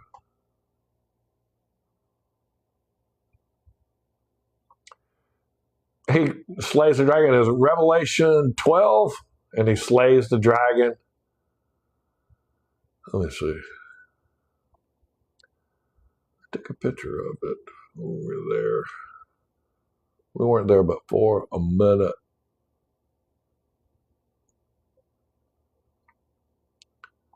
Let's see what it does with that. Yeah, you see the dragon right there? There he is. There's his spear. There's the dragon. There's his face. See it right there? Yeah.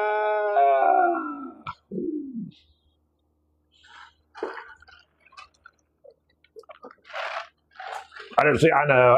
When you zoom into a picture, it like. Oh, that's not it. Let's see. Yeah, if you zoom into a picture on live, it blows out like the last effort. So yeah, he's got the spear, but it's pointed up. But he just killed a dragon. There's one in front of the UN building. Right there, if you go to 666 United Nations Plaza, type that in Google Earth, go to 666 United Nations Plaza, and where it goes, you can go to the, right there in front of the UN building, you click on one of the blue lines and you can see the dragon. Thank you, Just Joe. You got a video doing that. Yeah, I know how to. It goes right down to 666. But they, you know what? They killed that guy. They killed the trumpet. They took 736,000 followers away from me and gifted me with, if you're on my page, you are an organic follower of the trumpet. You came here. Do you know the origin of the Gnostic beliefs on Sophia? And so I'm not a big follower of that. The old church is very corrupt, and so I literally try to stay in the Dead Sea Scrolls. And I'm sorry, I just think that, like anything, we've extorted the law. Now the law is such that there's no way you can operate within the guidelines of the law. We've expanded on it so much that you can't even walk and chew gum at the same time. And what is a generation? I believe it's 40 years. But it says within this generation and within that 40 years, from 33 AD, I believe a generation is within 40 years. So in 70 AD, yes, when Jerusalem was leveled, Jesus Christ probably was watching that whole deal come down. And did he return? Well, he never left. So he did probably come back and watch all of that. But it's not like When he returns from the sky, when he comes from the sky and you see the sky peel back and the Son of Man coming into the sky, that's the great return of Jesus Christ. And he's going to come and descend on the Mount of Olives and all that stuff. That's the great return. And when the scrolls are opened and the books are read and all that stuff. Yeah, that's the big return. Did he ever leave? Bro's right here, man. Right. Jesus Christ is right here in my life. He holds his hand on my chest as I sleep, and I know it. So just know the Spirit of the Lord is in me, and he's in you, and he's right there. And that's all we got to do is keep on to that believing. Where is this statue? That is at Mary, Queen of the Universe. And let me see if there's some other stuff in here. I'm going to tell you some weird crap in here, man. Oh. Mary, Queen of the Universe. And I was there. I took these pictures. Oh, that's the dragon. And then we went.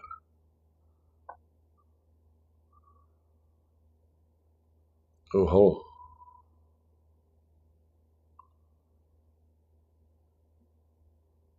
I took a picture of this like garden thing. What is that? That's the dragon. So that's a dragon head that's standing on top of it. Let's see this. What is that? My memories won't go, pictures don't go back but so far. I only go back like 30 pictures. Let's see if I can find it. It was like the back parking lot of it. It was really creepy. Took that.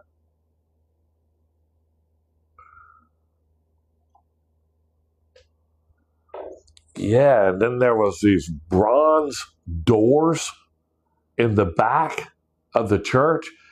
And it's like, they're like 12 foot tall and like 10 foot wide and like 6 inches thick, solid bronze doors. There was probably 12 of them. And they were formed a garden of like where they put him on the cross and where they erected the cross and all that stuff. And it's in the Mary, Mother of the Universe Church down past, it's down past the Millennial Mall and all that in Orlando. It's right by SeaWorld and all. You know where the big swimming thing is, where the roof that retracts? Right there. And I don't know. Those things are huge, man. They're huge doors. And then that made all this bronze stuff in front of it. Mary, Queen of the Universe. Oh, man. Check this out. Oh, shoot. Joseph. You know they found a statue of Joseph? Right there by a little pyramid, too. I have a picture of it. Bro's got red hair. He does. Oh, you can't see. He's got a jacket of many colors, red hair, and got blue eyes. Ah, Joey! Joey! He had red hair. You know, he was a ginger. So they say. But they found all that, and there was a cave and a pyramid and 12 other tombs where Joseph was. So Joseph and his brothers were all buried, and it was right on these tombs. Let me see if I got a picture of it.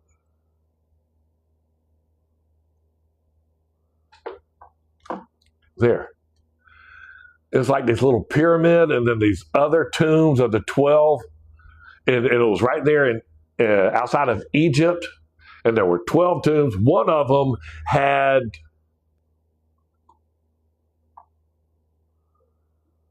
Joseph's palace, reconstruction of it. That was where his thing in the 12 tombs. Listen. Garden behind the palace. 12 distinct tombs. Large statue with flame red hair. Could not positively identify as Joseph. Oh, look at go. That's my comb.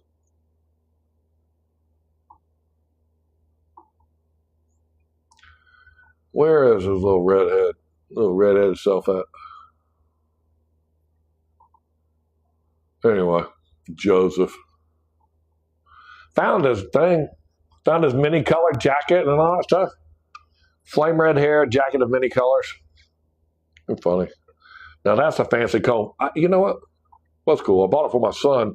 It's a carbon fiber comb, and you put your pinky in that hole right there.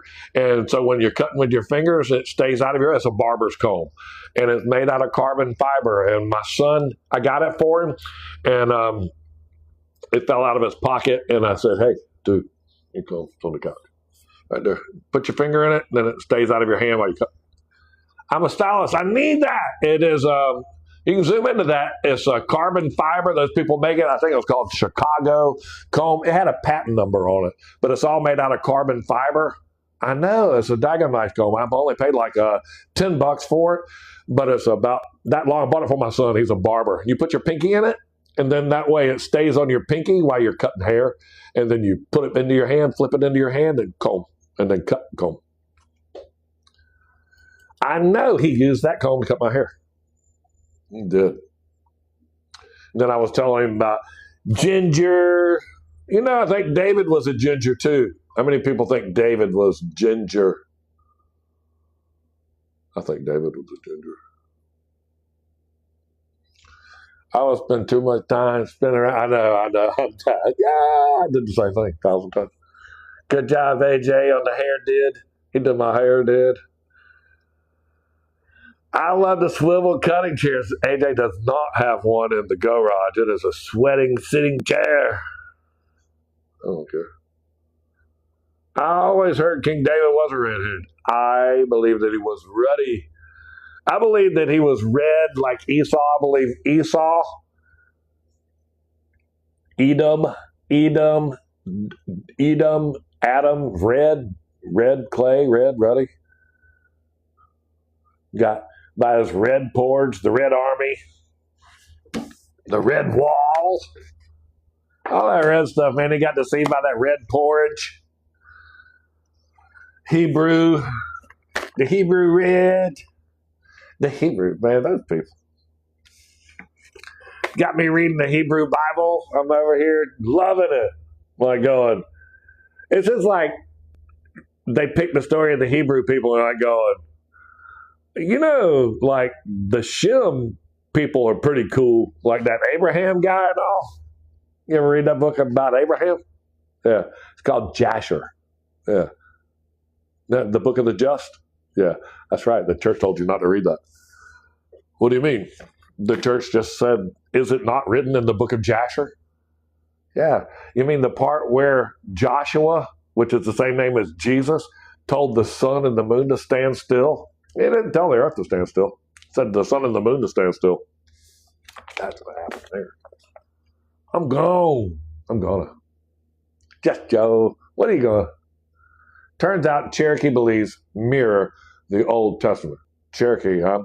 Said I was part Cherokee, something from the middle of Georgia just because they can't find your birth certificates or your family records. You must be Indian. Just a deep woods mud puppy from Redneckville, Georgia. My granddaddy was named, his first two names are George Washington because he didn't have a name. He went to school, the teacher said, okay, what do you think about all the flags that has the colors of the Revelation? I think that's from the flags of Jordan and all those areas that are on the west side of the Jordan. They are the same colors of the four horses of the tribulation. Red, white, black, and pale, color of death. Seasons aren't from the rotation of the earth. There's no way that we're going to understand, hey, this whole thing spins. That's what we've been told. That's what we've been told. I mean, they backed up and sent a rocket up, took a picture of it and all that stuff, and got a camera man, and he took a picture of them landing on the planet, the moon, and he took a picture of them taking off from the moon. They left his butt right up there, man. Idiots. Whoever the cameraman was for the Apollo mission, dude is dead. They left him on the moon. The guy that filmed when the space capsule took off, dead. Either they didn't go there and it's filmed from somewhere else, or that dude that filmed that when they left him there and he's dead. And our Heavenly Mother. They hid our Heavenly Mother from the Bible. Yeah, Charlie, you can go to Mary, Mother of Our Universe church, and they got a whole universe dedicated to Mary. I think the church, the Catholic Church, I think they push that button a little too much. I don't think that they read even the book, though. Like that whole stairs up to the altar, that's like Exodus 20, verse, it's at the end of the Exodus. Right after, it's like the 11th, 12th commandment right there, the 13 in the book. If you don't read all of the words where God's talking in Exodus 20 and it says, thou shalt not, God said, do this, thou shalt not build stairs up to your altar. Thou shalt not make an altar of smooth stone. Oh. Thou shalt read the whole chapter. Thou shalt read the whole chapter before thou shalt start writing them down on the tables of stone, because there's definitely an 11th, 12th, and 13th. Go to Exodus chapter 20. Read right when you get to thou shalt not cover thy neighbor's wife. That's the 10th commandment. You can read all the thou shalts right before that. Circle them every time it says that and write the number 10 right on thou shalt not cover thy neighbor's wife. And then it's not the end of the chapter 20.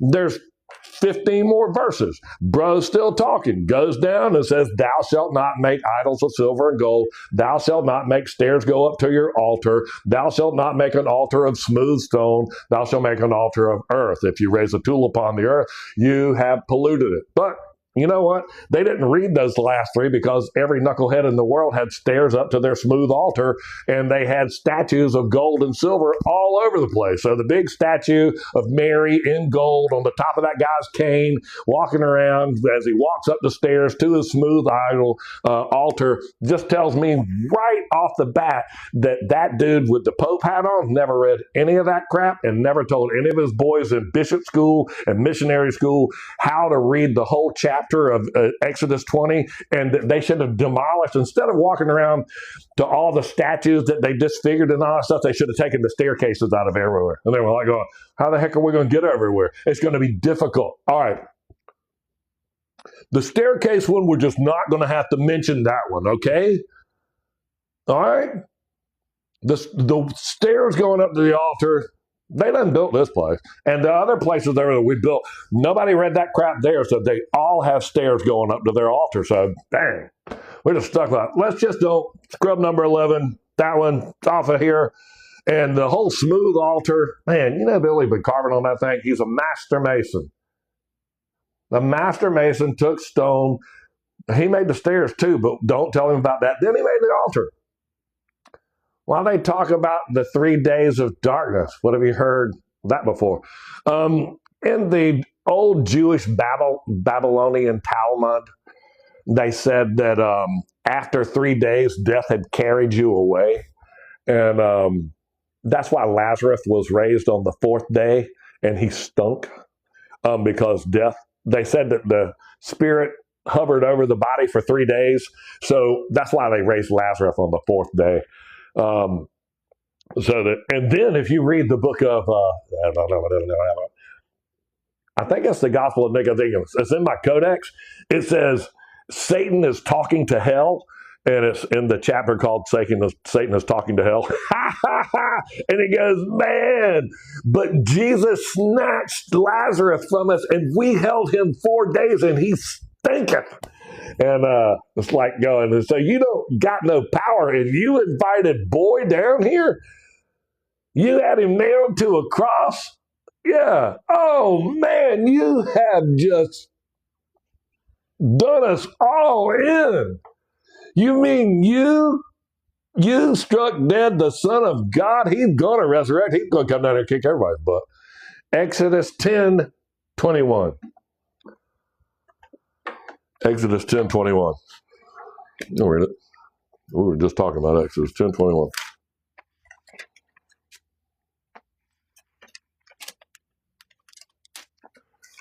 put on my glasses for this. Exodus 10. The plague of darkness. And the Lord said unto Moses, stretch out thine hand toward heaven, that they may be darkness over the land of Egypt, even darkness which may be felt. And Moses stretched forth his hand towards the heaven, and there was thick darkness in all the land of Egypt 3 days. They saw not one another, neither rose any from his place for 3 days. But all the children of Israel had light in their dwelling. And Pharaoh called unto Moses and said, go ye, serve the Lord. Only let your flocks and your herds be stayed. Let your little ones also go with you. And Moses said, thou must give us also sacrifices and burnt offerings, that we may sacrifice unto the Lord our God. That's amazing. I love reading that stuff. But I kind of learned a lot the last time I've been listening. But I have learned a lot in the last time I listened. But, what was the but for? Because I don't get everything exactly right.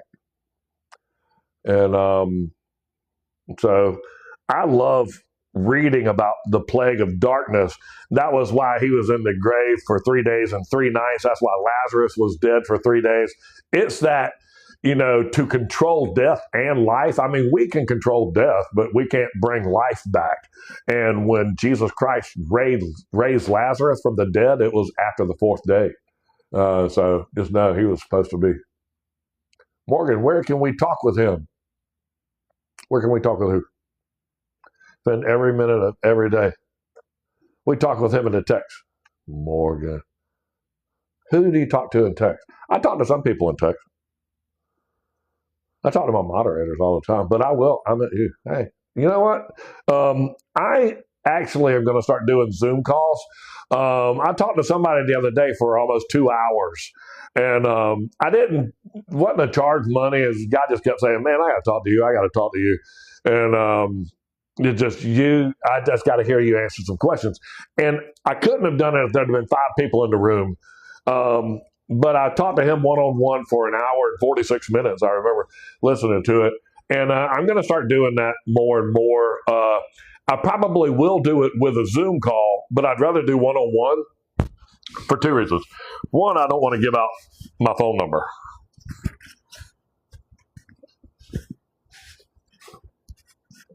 But the Zoom allows me to green screen and put the pictures up behind me. So that's always been very helpful to me, is to put the green screen up. Yeah, don't do that. I don't give up. I call people. If there's people that call, people have my phone number, man.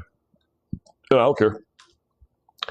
The Lord put me here to talk with y'all, and I don't hide. I'd rather talk to you one-on-one and find out where you're.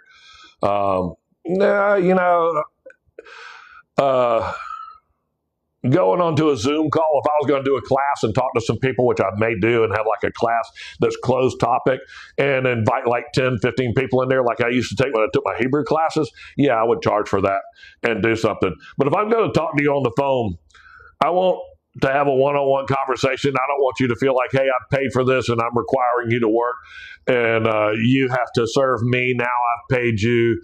Now answer my questions. I have this. If you get off the phone and you say, hey, man, I just learned a whole bunch of stuff and I'm gonna buy one of your codexes, or I'm going to do something to help support you and your work, then that's your own heart. You follow your heart. So most of the time when I talk to somebody, they want to know, where did I get what I'm saying from them? And I show them right where in the Bible. Naf Hamadi, good or evil, I couldn't tell you. And I don't know everything, man. A lot of people, what do you know about the Gnostic Gospels? And what do you know? I just literally have my head buried into my path on the Dead Sea Scrolls, the path that the church told you not to read the Dead Sea Scrolls, not to read these books, not to read this. And I'm just reading going, and the church told you to read the first 5 books, the Torah, the law, and they put it into the Bible that you read. They put it into, that is their Torah, and then they created the Quran with the first 5 books of the Bible. And it is the story that Moses wrote. It is the law of Moses. And it is what has influenced the 3 major religions that are on the planet right now, the Muslims, the Christians, and the Jews. And they all have the law, the Torah, in the front of them. And that is the law of Moses, which is what he wrote. He wrote that in the 40 years that he was in the desert. The book of Jubilees is attributed to being the law that he received on top of Mount Sinai and brought down to teach the people with. As a matter of fact, the very first verse in the very first chapter in the first sentence says, Moses, come up to me on the mountain, and I will give you 2 tables of stone, one of the law and one of the commandments, which I have written that you may teach them. And then it goes on to say, go back down and write your journeys and your adventures for the people to learn from. And that's what we've been given as the Hebrew Bible, not beginning with the book of Jubilees, which tells us to take every 7th day off, to at the end of a Jubilee period, 50 years, that everything goes back to its owner. That at the end of 50 years, you're not supposed to own anything. No generational wealth. No, my parents have owned this for hundreds of years. It's all supposed to go back to the state of preservation, to the land. So nobody can say, I've owned that house in the mountain for 100 years and nobody's ever used it. You would be able to repossess, and it should go back to the land. And all the slaves should be freed. Everything goes back as a total reset every 50 years. And that's stamped in Leviticus. I think it's chapter 18 in Leviticus, and it says every 50th year, hallow the Jubilee, and release the slaves, and all that stuff is written right on the side of the Liberty Bell. And the Liberty Bell never rang the first day that it was installed. And it has released the slaves on the 50th year. The first day the Liberty Bell was installed, it broke on the test ring. And so our whole, hey, let the slaves go, let liberty be throughout all the land, hallow the 50th year, all of that got flushed down the toilet, and with the rest of the Holy Bible. You know, the church, they built all their churches, and all the people, the Catholic people just, you know, they built all their big churches, and it's cracked. It cracked on the first day, and then Pass and Stowe melted the bell down and then recast it, and it broke again. And then George Washington rang it on his birthday, and then they opened the gap and popped some rivets into it and tried to fix it. But the Liberty Bell never rang liberty. And it was never honored, and the slaves were never released, and the property never got submitted back to the original owner, and it didn't go back to the land. And we have a president, and it's not, in God we trust is written on all the coinage, but we don't trust in his word that says give everything back to the land every 50 years, so that there's no billionaires that have collected wealth over 50 years. You know, that everybody gets the same reset and a re-chance, and that if you're not using this land, you use it or lose it, you know. And I don't know. That's just what we've all had to listen to, man. We've all been brought up and raised on, that liberty. We trust in God, but we don't read his word, man. We don't read no stairs up to his altar. We don't read no, don't make an altar of smooth stone, because we were told the 10 Commandments, and everybody just listened to the dude with the little bishop's hat on read the 10 Commandments to him, and nobody had the butt enough to turn around and read the rest of the chapter that said, don't do this, that, or the other thing. And there were like 3 other things. But we read all the other laws. Do you believe in the new covenant of love negates the covenant of Moses? Yeah, I do believe when Jesus Christ was asked by the Pharisees, it says, what is the great commandment? And Jesus Christ said that thou should love thy Father in heaven above with all thy heart and all thy soul and all thy mind. And the second commandment is like unto it, that thou shalt love thy neighbor as thyself. And upon those two commandments hang all the law and all the prophets. So just know that when Jesus was asked directly by the Pharisees and the Sadducees, what was the great commandment? That it was love God and love your neighbor as yourself. That is the two commandments that all the prophets and all the laws hang off of. And that was Jesus' answer to that question, not Greg's. It's written in writing right there. And if you read the book of Leviticus, it tells you all the things that you can do wrong and they can stone you to death for it. So just know it's not always what we've been taught. So it's not always what we've been taught, man. We were taught the stuff that sort of co-inspired with the church and went with them and went along with their sayings. And like I said, man, call no man father. And I mean, Father, whatever his name is, standing up in front of your church, he ain't going to read that crap. There's no way Father, what's his name, is going to stand up in front of your church and read that sentence that says, call no man father. He literally can't explain it. He's not going to stand up there on the altar or in front of the altar or by the altar that is up the stairs, is made out of smooth stone. He's not going to stand up there and read to you Exodus 20, the 11th, 12th, and 13th commandment that says, do not put stairs up to an altar. Not going to do it. The Pope wouldn't walk out into the middle of St. Peter's Basilica and go, we screwed this up.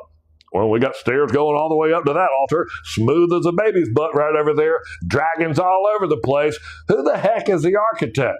Oh, Bertelli? Yeah. Have y'all ever done anything about his family? Was the family related to dragons and all that? No? Okay. So you got your dragons inside St. Peter's Basilica? All over the place. The requirement was not to sin to get into heaven. Heaven sinned, heaven is empty. Judgment has started in the house of God. Judgment has started. Let's talk about how women can be pastors. Women were the first people that were told Jesus Christ is alive. Women were the first people that went and told the dudes, hey, Jesus Christ lives. We were at his grave. Yeah, y'all were all somewhere else. We were the only ones there, bro. Women were the first preachers.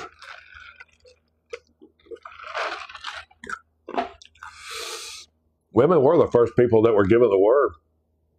Priscilla and Aquila, yeah, man. Amen. A woman was at the well. She was the first one that story, the woman at the well, that's a deep one right there, boy.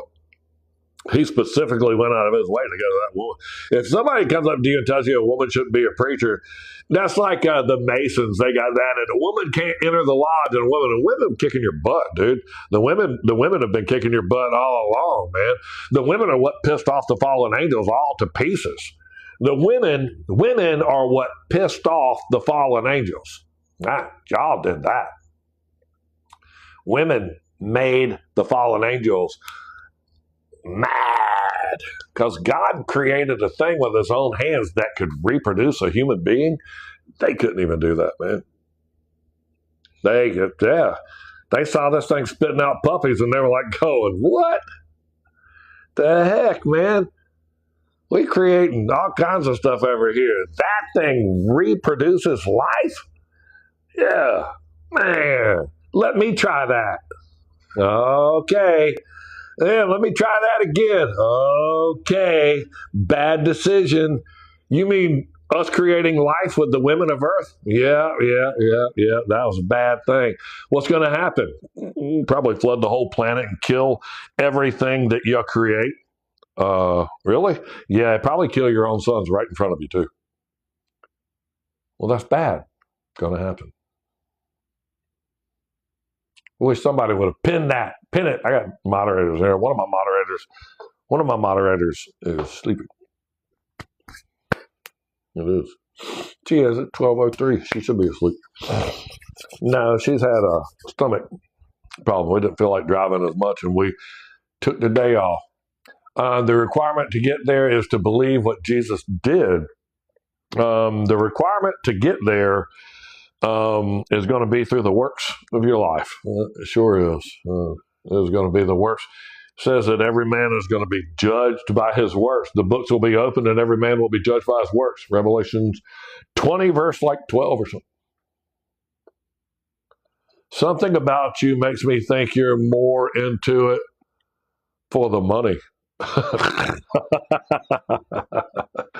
Let me tell you something. If I was into anything for the money, I used to be a roofer. I was the 5th largest roofing contractor in the state of Florida.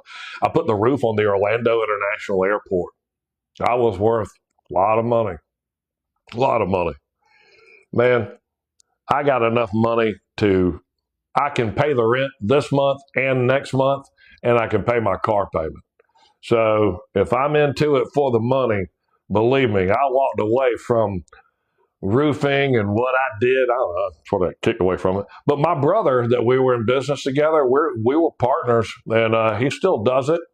He has a company on the west coast of Florida. He does about $320 million a year in commercial construction. He bought a brand new Rolls-Royce Ghost the other day.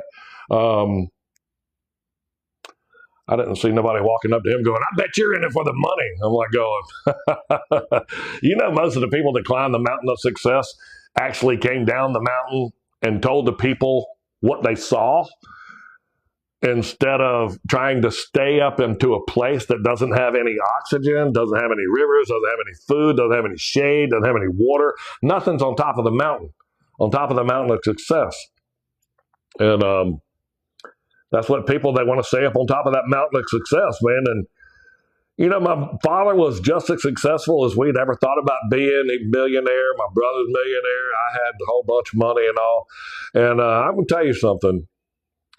I sleep like a baby. I rest without all of those things. I make Bibles. I rest. I sleep. When I go to sleep, I say a prayer and I sleep, and the Lord watches me. And that's what I'm in it for. And it says that if I see the sword fall upon the land, I blow the trumpet and warn the people. That's what Ezekiel 33:3 says. Then it says that if I see the sword and I don't tell the people, that it's going to get me. Okay? So that's why I tell you.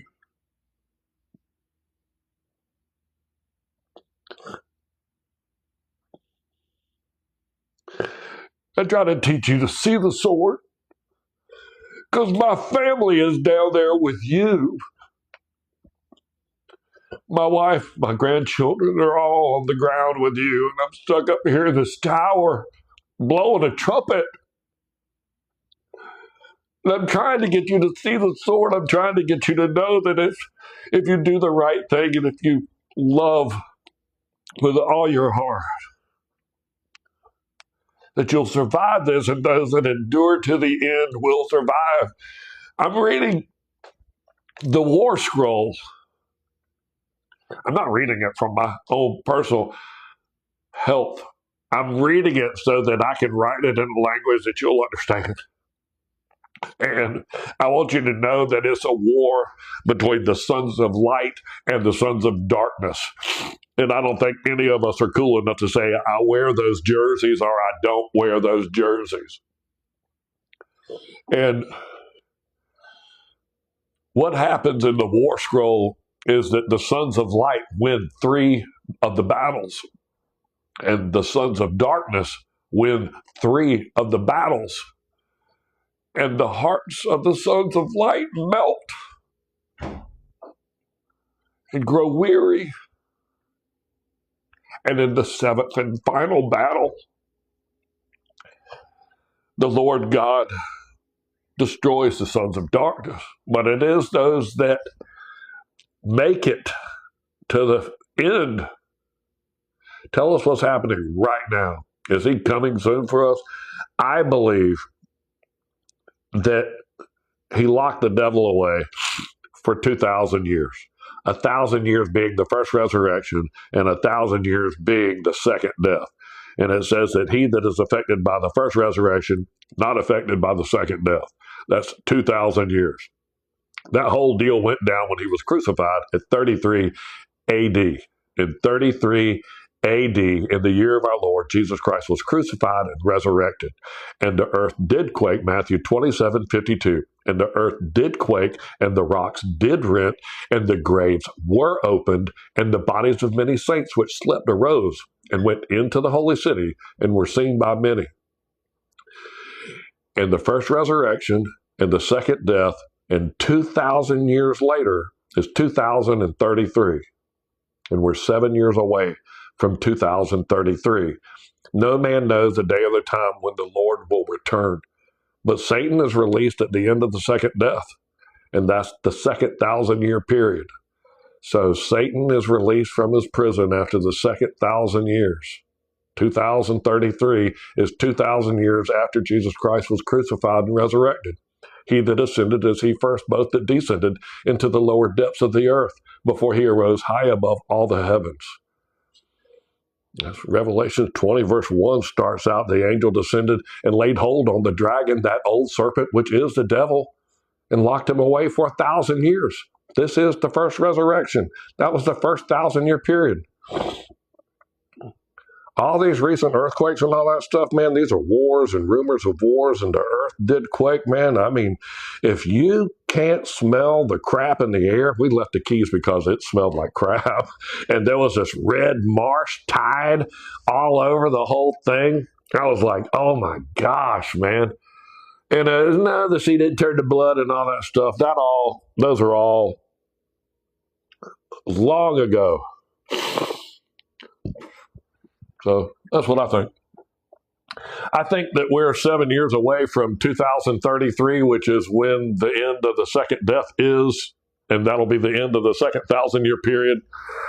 And we're currently right now living with and along with the rest of the dead.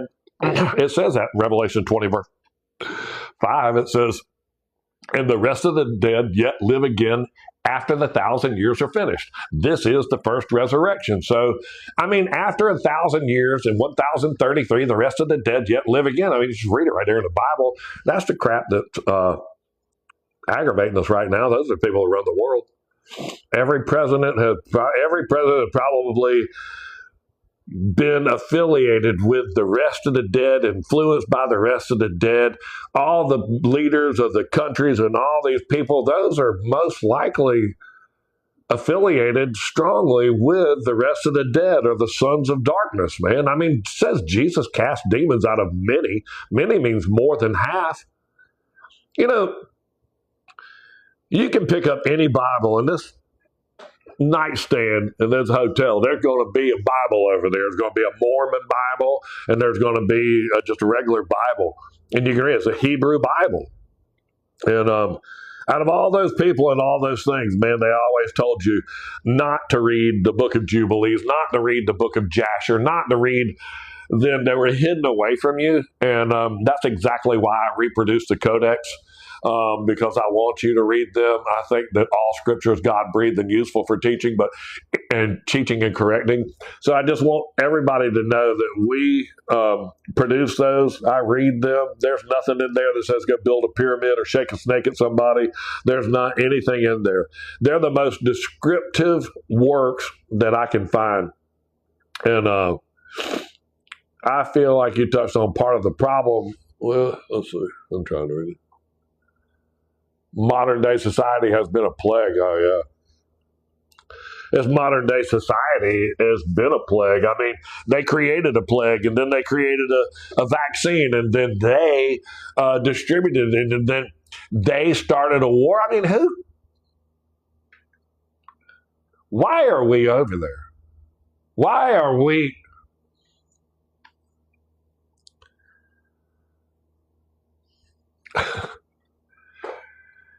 They lost me with that one, bro. You know, I used to say don't go too far to the left or too far to the right.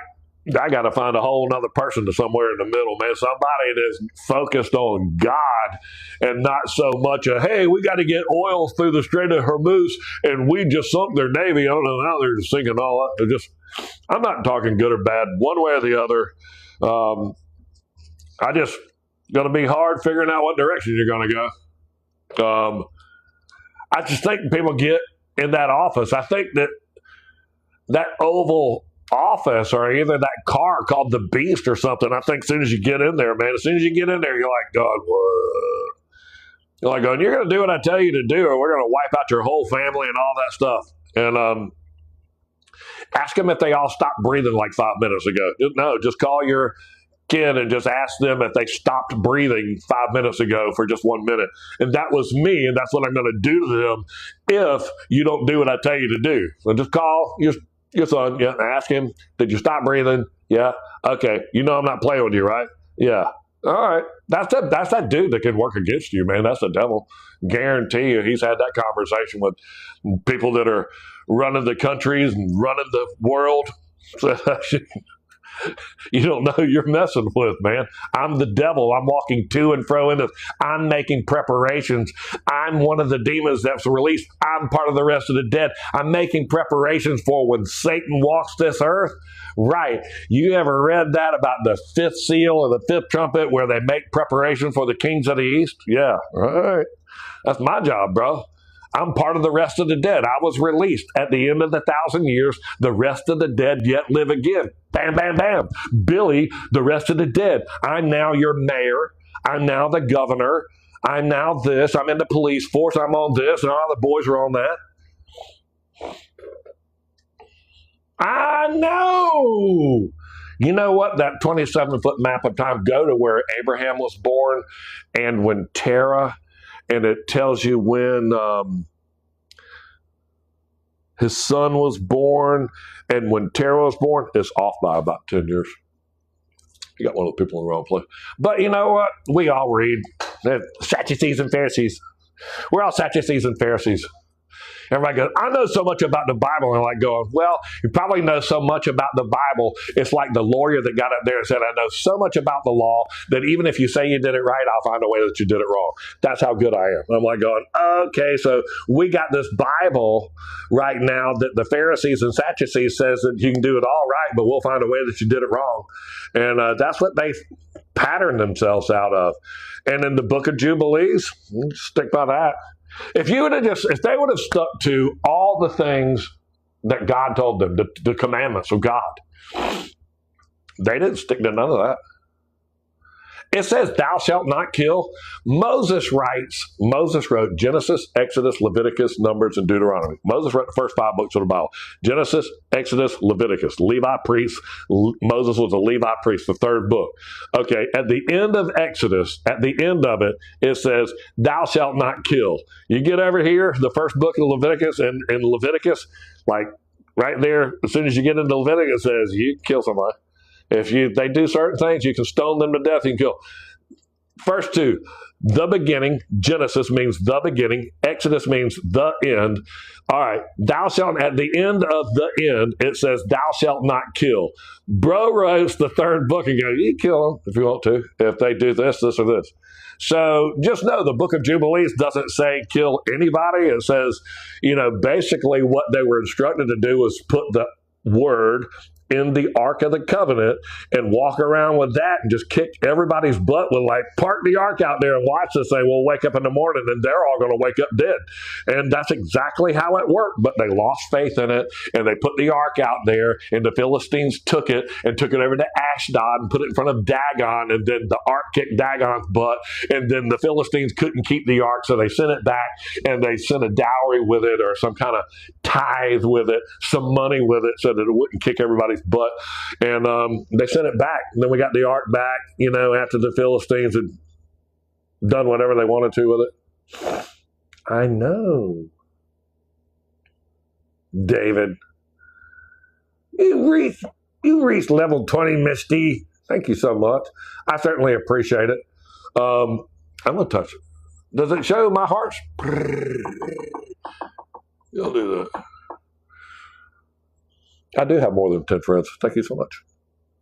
I have more than 10 friends in this live. You shared a lot. Oh, who shared it with more than 10 friends? You are awesome. That matters so much, man, when you share out this live. I watched one of my son's first lives. It went from like 15 people to 400 people. And I shared it out with a bunch of my friends. And it really made a big difference. Because I want people to realize that we've sort of been misled, man, about, all right, like the 13 commandments. And I'm not trying to, there are 13 commandments. There's a million things God said don't do, like thou shalt not have a king. And they were like going, hush, we want a king. So Samuel was like, dude, man, they said they want a king and they don't care what you said. And he goes, all right, don't worry about it. Don't cry about it. They rejected me, not you. So hush. So the Hebrew people at the beginning of the Hebrew Bible rejected God. And it is the story of where they elected a king and had a king. Then at the direct, God told them not to do it, and the Hebrew people did it, and they have a king. And then the first thing the king does is bust every rule in the house. No, that's some dudes that said don't eat pork, and Levite priests were all that, saying don't eat pork, and don't eat this, and don't eat that. Peter's the one that got the picture of all the pigs and all that stuff on the blanket and said eat all of that crap. Everything's coming into this religion. Rednecks out of Georgia, the Roman people are coming into it. All kinds of people coming into this religion. Pigs, rednecks, Indians, people from different states. No cap. There's no cap. So don't wear a hat. Thou shalt not cover thy head. I think that means, people walk into the house or something like that and they take their hat off. That one. That's what that means. You dishonor your head. Bro. Ooh, I know. I shouldn't say that. But it's true. It's true. I came to teach the truth. I came for you to teach that. So many people have been waiting for, the son of David to return, even Jesus Christ. He goes, who is the Messiah? And the Pharisees, he goes, surely it is the son of David. And he's like, going, well, how's he sit at his own right hand? And I mean, he literally requotes Psalm 110. 110, he goes, how does he sit at his own right hand? That's what David called himself, a priest in the order of Melchizedek. David said he was a priest in the order of Melchizedek. That means he doesn't have a mother or father, and no beginning of days or end of days. And I'm like going, you let that living on the mountain of Zion go to your head, because you lived on the Mount Zion after you slayed the lame and the blind, and you do have a mother and your father. We don't know who your mother is because she was just somebody out of Bethlehem over there. When your daddy, Jesse, that is your father, when he went and hooked up with them and made your little bastard self that wasn't even claimed whenever Samuel asked for all the brothers to be claimed, and he said, there is but 7. And then they said, your little butt was over there out in the field. And they said, go get him. And he was the 7th, but is the 8th. What Revelation chapter is that where it says he is of the 7, but is the 8th? It's David. And then Solomon was the 8th son because the 7th son of David was struck dead by God. What about the woman? Missed that. And it says the woman cover her head. I mean, every time you ever see Mary, she's wearing like that. Man, she's got her thing covered. And it says that a woman should cover her head. But then again, you're reading all this stuff out of Levite priest books, and that was a bunch of male chauvinistic people back then, bro. I mean, those dudes were, you can't have women preaching the word. Shut up, man. The first person the angel talked to was a woman. You've read the book? No, I never read the book. Her hairs are coming. Yeah, good enough.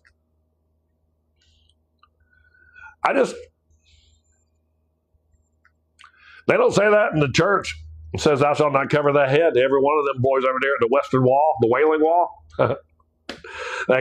And then they're at the wall and they're like wailing and they're facing east. And it says in Ezekiel like 18 or 20, it says, there is no greater abomination than those that stand facing east with their back to the temple. While they're at the Wailing Wall, they literally have their back to Mount Zion while they're sticking their little notes in the cracks of the rocks over there. You sticking a note in secret? You got a secret with God? Yeah. You're facing east with your back to Mount Zion? Yeah. A greater abomination in the world. If you read that book of Ezekiel, of course, what does he know? I mean, he was just one of the most prophetic prophets in the world. And Greg is Ezekiel 33:3, and when he sees the sword, as he sees you walking up onto the western wall, he's going to blow the trumpet and say, hey, do you believe in Jesus Christ? No. Okay, he that does not denies Jesus Christ, he is the Antichrist. Yeah.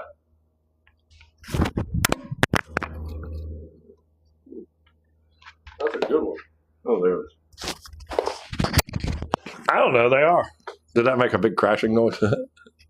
Pork gives me gout. Oh, you know what? Probably gives me gout too. I try not to eat pork. I've been doing pretty good about it too. Because just literally they're crap eaters. And then y'all ruined all kinds of things for me when I said they're crap eaters. And we're like, tilapia, those are crap eaters. They eat crap. Eat crap.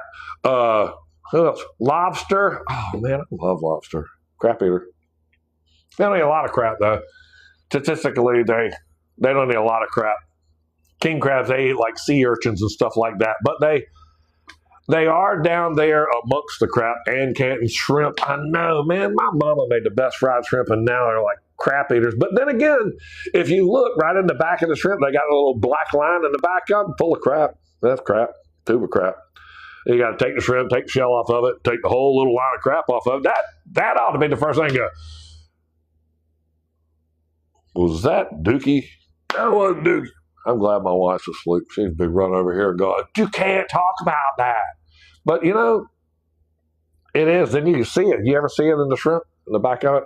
You got to clean it. I know. And they get those people who go, when you hit the peel and eat, you marinated that Dookie into that shrimp. You know you did. It didn't go nowhere. You didn't squeeze it all out to the top and get it out of his brain. You got all that brain juice, and they're like, suck the head out of that thing. No. That's where the Dookie runs off. Whatever. I know. I'm going to get in trouble with my wife. I know. I'm not eating them anymore. I know. I'm not going to eat pigs. I think if you eat enough turds, you're going to have worms in you. Got to be full of worms, parasites. If you just walk around and you eat crap, you eat your own crap, you got a problem. You got a problem. They do. You eat your own crap, you have a big problem. You do. You're going to have worms. And then the tilapia and all those other crap eaters, man. Jesus said, eat fish, basically things with scales on them. I'm all about it. And then, you know, bread, the unleavened bread. Bread is got mold in it, you know, because it's got leaven. And what made the bread rise, and that's what Joseph ended up trading all of the people's souls for, was bread and the leaven, and it's in the dust. That's why before Passover, they went and made sure all the dust was out of the house and get all the leaven out. And that's all the dust that can get in, because what do you do when you set the word down and you don't practice the word? It gets dusty. Yeah. And then the mold gets into it and makes it the bread start to swell. Yeah. And then all of a sudden the bread rises. Yeah. So you take a little bit of flour and a little bit of water and you put some leaven into it, which is a lye or some mold or some mildew, and it makes a big loaf of bread. Yeah. Sourdough bread. And then real bread goes bad in like 3 days in short order. And they were probably baking real bread back then, and Joseph traded all them their souls for bread. After he traded them their land and their possessions, then they had nothing but to give them their servitude, so they traded their souls to Joseph for bread, not bread seeds, not flour, not anything that they could create from. He traded them bread that would go away and feed them in short order. And then when they lost their bread, then he owned their possessions, their land, and their souls. And Joseph, the dude that was sold by his brothers, that named his 2 sons Manasseh, which means forget my father's house. So he had his little butt on his shoulders, man. And then he had it all. I'm going to get my brothers back. And he captivated all of the people, got them under captivity, and he caused the whole captivity of Jerusalem because he was pissed off. They threw him in a pit. Boy of many colors. coat of many colors, said that he, and you read the book of Jasher, that's in my codex, says that he ascended the stairs. Every different language, if you could speak the 72 languages, you could take a step, and that Pharaoh would come down the stairs and you would go up. And Joseph was the only one that could ascend all the stairs of Pharaoh, all the steps, the 72 steps of Pharaoh. And he ascended them and was held in the same regard as Pharaoh. What is manna is like it's a sweet dough type bread, unrisen type bread that fell from the sky and would not be edible within like 2 days. So it was like an unrisen bread. Jacob's ladder was, I got a picture of Jacob's ladder right here. If you go to the Washington, D.C. Museum, and you go all the way to the end of the Old Testament Museum, they'll tell you not to take a picture of this. So I took a picture of it. And this is the stone towers. Please, God made us in their image. Can you touch on Codex Sinaiticus Vaticanus? These are the stones that Jacob raised. Jacob saw the ladder ascending and the angels ascending and descending into heaven. And so Jacob raised a pillar and he anointed this image that he raised. And the minute that Jacob poured oil on top of the image that he raised, you would call that Messiah. When you anoint something in Hebrew, the word is Messiah. And when you anoint something in Greek, that word is Christ. Hey, Melissa, how are you doing? USA is 1/4 of the millennium next week. Is a quarter of the millennium. It is 250. I think something's going to hit there. Why didn't we ever let anybody, if we all follow the Bible, and why haven't we released all the slaves and everybody let everybody go and returned all the property back to its owner after 50 years? Because all of us that have owned something that's older than 50 years old don't want to give it back up. And we want to keep collecting and collecting and collecting. And that's all the crap that you can't take with you in the desert when you get released from this prison and this freedom. So if you were released and somebody said, hey, man, let's get up and go, you're free. You're free of all your payments and all of your stuff and all of these things that are anchoring you. And you're free. And you're like going, wow, I got to carry my China set. I've got to carry all this. I've got to take these worldly possessions. No, everything gets returned to the earth. We're all going to start and be the same. You're not going to own anything more than me. That would be the next generation. That would be generational wealth. Yeah, we're supposed to go into a big reset.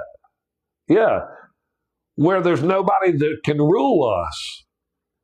Nobody that owns all the things that we are to own. Yeah. Okay. We're going to do that? No, we can't read that part. As a matter of fact, we read the 10 Commandments because those were the ones that the church allowed for us, and they were the ones that fit. The 10 Commandments fit. And we could do those. Then, in about 300 AD, I believe, the church changed one of the commandments that said, honor the Sabbath, and it said, honor the day of the Lord. And then Constantine actually recommended that they and changed it and moved the day of Sabbath to Sunday, the venerable day of sun, and recommended that everybody work on the Sabbath to promote good health of the land. And so they not only told you to take the Sabbath off, they changed the 10 Commandments to say the day of the Lord, and then they said you should work on that day too. So, and they didn't say, oh yeah, and Exodus 20 goes on to say, thou shalt not make gods of silver and gold. And we didn't put that in there because we had a butt ton of silver and gold statues all over the place. Then there's that other one that says, thou shalt not make no stairs up to the altar. But hell, I mean, Solomon, he had stairs up to his altar, and every church that we've ever been in has stairs going up to their altar. So we cut that one out. We didn't think that was prudent for anybody to hear. And then all of our work, man, everything in here, all these statues and all, it says that they're all made by master masons, and they're all smooth stone. And it says, "Thou shalt not raise a tool upon the stone, or you have polluted it." And well, you sculpted it into this smooth stone altar. Yeah, that's like the 13th thing that God said, "Thou shalt not do." But y'all didn't read the last three because y'all were already doing the heck out of all three of them. So I don't believe you.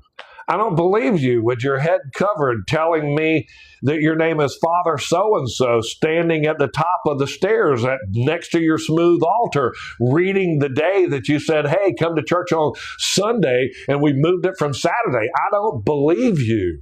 I'm sorry. Why did you decide to check on 66 books of the Bible that you clicked on? All of the rolls in the Old Testament are there except the book of Enoch 1 and except the book of Jubilees. You didn't put the book of Jubilees in there because it told you an exact calendar that worked perfectly. And the Jewish people said, "Hell no, we're going by our calendar. And if you want to modify it, you can go by the Roman calendar, but all of them are based off the moon and observances of the moon." Where do you believe we are in Revelation? I believe we are broken into the sixth seal, and we're about 7 years away from Satan is supposedly released from his prison. And I believe we're on the sixth seal, which would mean the sixth trumpet and the sixth bowl, all progressively, because the trumpets are the announcement of the seal, and the bowl is the wrath of that period of time. And they're all happened, like the first seal and the second seal, all that. Boom. Boom, boom, boom. Hey, we made it to 100,000 people. And I have been, it was 1, 2, 3, 4. That's my favorite. People ask me why. I like 1, 2, 3, 4. 1234, that's my favorite one. I never catch it. But I do. I always send my pictures of my screenshots to my family and what have you. And me and my granddaughter, we play, got you. Sons of God are the watchers. Yeah, good and bad. They were sitting out here to watch. A bunch of them said, "Man, let's watch those chicks take a bath over there." And the other one was like, "Oh, I don't watching that, man. I'm over here watching what I'm supposed to be watching." And then there were those that committed to do this together on the mountain of curse, the mountain of the earth, Mount Hermon, where the fallen angels ascended and swore themselves to do this thing. What about the almost, pin that back up. I'm sorry, I missed it. What about the almost 7,000 something? I see them too. I see them all day long, man. 2, 3, 4, 4, 5, 6. I always like to get like January 1st on the second day. And it's got all kinds of stuff to do with the date, the month, and all that stuff. Me and my granddaughter, she's like 14, and man, she's really good at it now, man. She goes, "It's January 1st, and it's she gives them all 6. Bathsheba was 6 in the Babylonian Talmud. David saw Bathsheba. Also in the Babylonian Talmud, Bathsheba was the daughter of the dude that was in the lineage of Tubal-Cain that helped make Goliath's sword for the Philistines. What? 6 years old, I know. So was that? That's where that they get all of that. Mohammed and his wife was 6 years old, and he did this at 12 years old, and all that stuff. Man, boys running around doing all that stuff. David, I mean, he made a 7-year covenant. David made the 7-year covenant with all the leaders of Israel, and then he led in Hebron, which was built before the flood.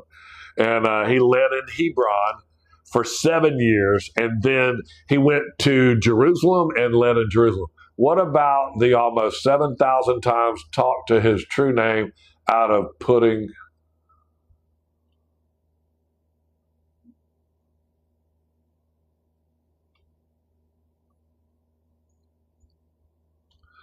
I have big fingers and it's hard for me to touch that little arrow.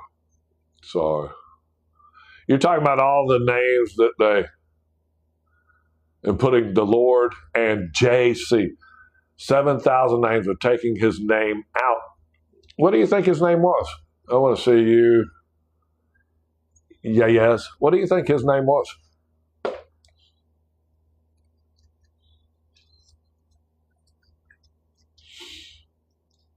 What do you think his name was?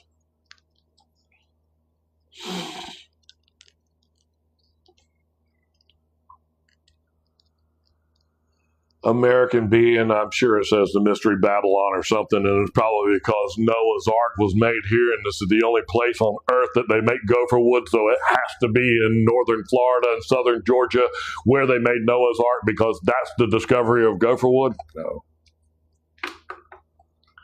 Gopher wood means smelly cypress. Smelly cypress means shaped wood. It was shaped wood, and Yadhe, Yahweh. I like where you go with the YWEH. It's this real word, the real word that's in Yahuwah, Father, and Yahushua, the Son. The Father and the Son are the same. Jesus is God. Are you with that?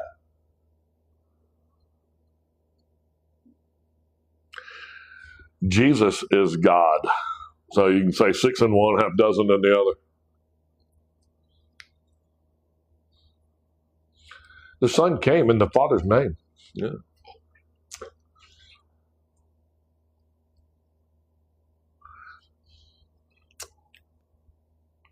Jesus of Nazareth says it in John 9. Is it John 19:19? Jesus of Nazareth, read it in 3 different languages. I think a lot of people are trying to figure out what his name is, like it's Greg. Like my name is Greg. Okay, but Greg doesn't mean Greg. Greg doesn't mean Greg. Greg means messenger or watchman or something like that. And that's what Greg meant. So, you get these words and they're going, you should call him Emmanuel, which is God with us. Okay, God with us. He was God. He was with us. And then the angel said, you should name him Jesus, which means Yahweh saves. And that's what the word Jesus means, is Yahweh saves. So it doesn't mean his name is Jesus like the word purple means that color purple. And it can only mean purple is that color purple. It's how would you say the color purple in different languages? Okay? So how would you say Yahweh saves in different languages? How would you say Emmanuel, God is with them in different languages? It's not, hey, man, there was no J. It couldn't have been Jesus. No J? I mean, at the end of the Roman numerals, man, the terminal J at the end of the Roman numerals, so that you couldn't add another I and make it even longer or more money. They made the last I a J, so that you could see it was a hooked J. It was a hooked I, and that's why I comes right. That's why J comes right after I. I is the formation of Y. They put a mark at the top of the I to make a Y, and they put a mark at the bottom of it to make the EU sound. So they got like 3 vowels out of I, EU, which is Yuda, which is how you would say the J. When you put that mark at the bottom of it, it was the EU sound, Yuda. And then it was the terminal J. It meant the end of the I's. It was the end of the money that you were counting. There was no more I's. You put the hook at the bottom of the I to make it the final. So if people just looked within and pray to Jesus Christ. I can tell you what, I pray to Jesus Christ. He lets me sleep like a baby. He watches me. Jesus means Yahweh saves. A lot of people like to use the word Yahweh, and because they go, that's God's name. That's Yahweh. That's God's name. And it's like going, that's you trying to say his name. God's name is a breath, man. You're not even cool enough to say it. It's YHWH. You say YH the first time you take in air, and you say WH when you exhaust that air. But we are humans, and we have to know what color hair God has. So we have to put the vowels in there. So we don't go and pronounce his name with a breath, and we don't go. We say, Yahweh. And that's where people get Yahweh from. And then they'll come here, peanuts. Dad, it's time. I got to go Peter, Dad. I got to go pee. I got to go pee. The time is 2 hours, Dad. You've been talking for 2 hours, and dog pees, Dad. A dog got to pee. Oh, dog, you got to pee, Dad. It's been 2 hours, and I want a cheeseburger, Dad, and cheeseburger, 2 cheeseburgers, Dad. And I do. I've been licking your mouth, kissing my butt, Dad. How about that? You take that? I love y'all. Me and Arlo are going to go for a walk and enjoy your Sabbath. Please take this lesson. Read about Abraham's father. If you haven't got your copy of the Codex, please go do, man. Those books that I'm reading to you are just super awesome. Let me show you real quick where to go get the study guide and the Codex before I tag off of here. If you get the chance, go to my website, which is right there. Go to Ezekiel. Then you can go to the link tree right there. And all of the study guides for today are right there. All my long form content is right there on my Patreon. But if you want me to put the Book of Jubilees together or the Apocrypha Bible from 1582, I will. I hand make them. That's where I get all this crap from. I'm like one of those guys that walks up one of those books and going, man, you know what it says on page 50 something? Well, I sure do, because I put the Dead Sea Scrolls together and I bind them and I wrap them in leather and I gild them.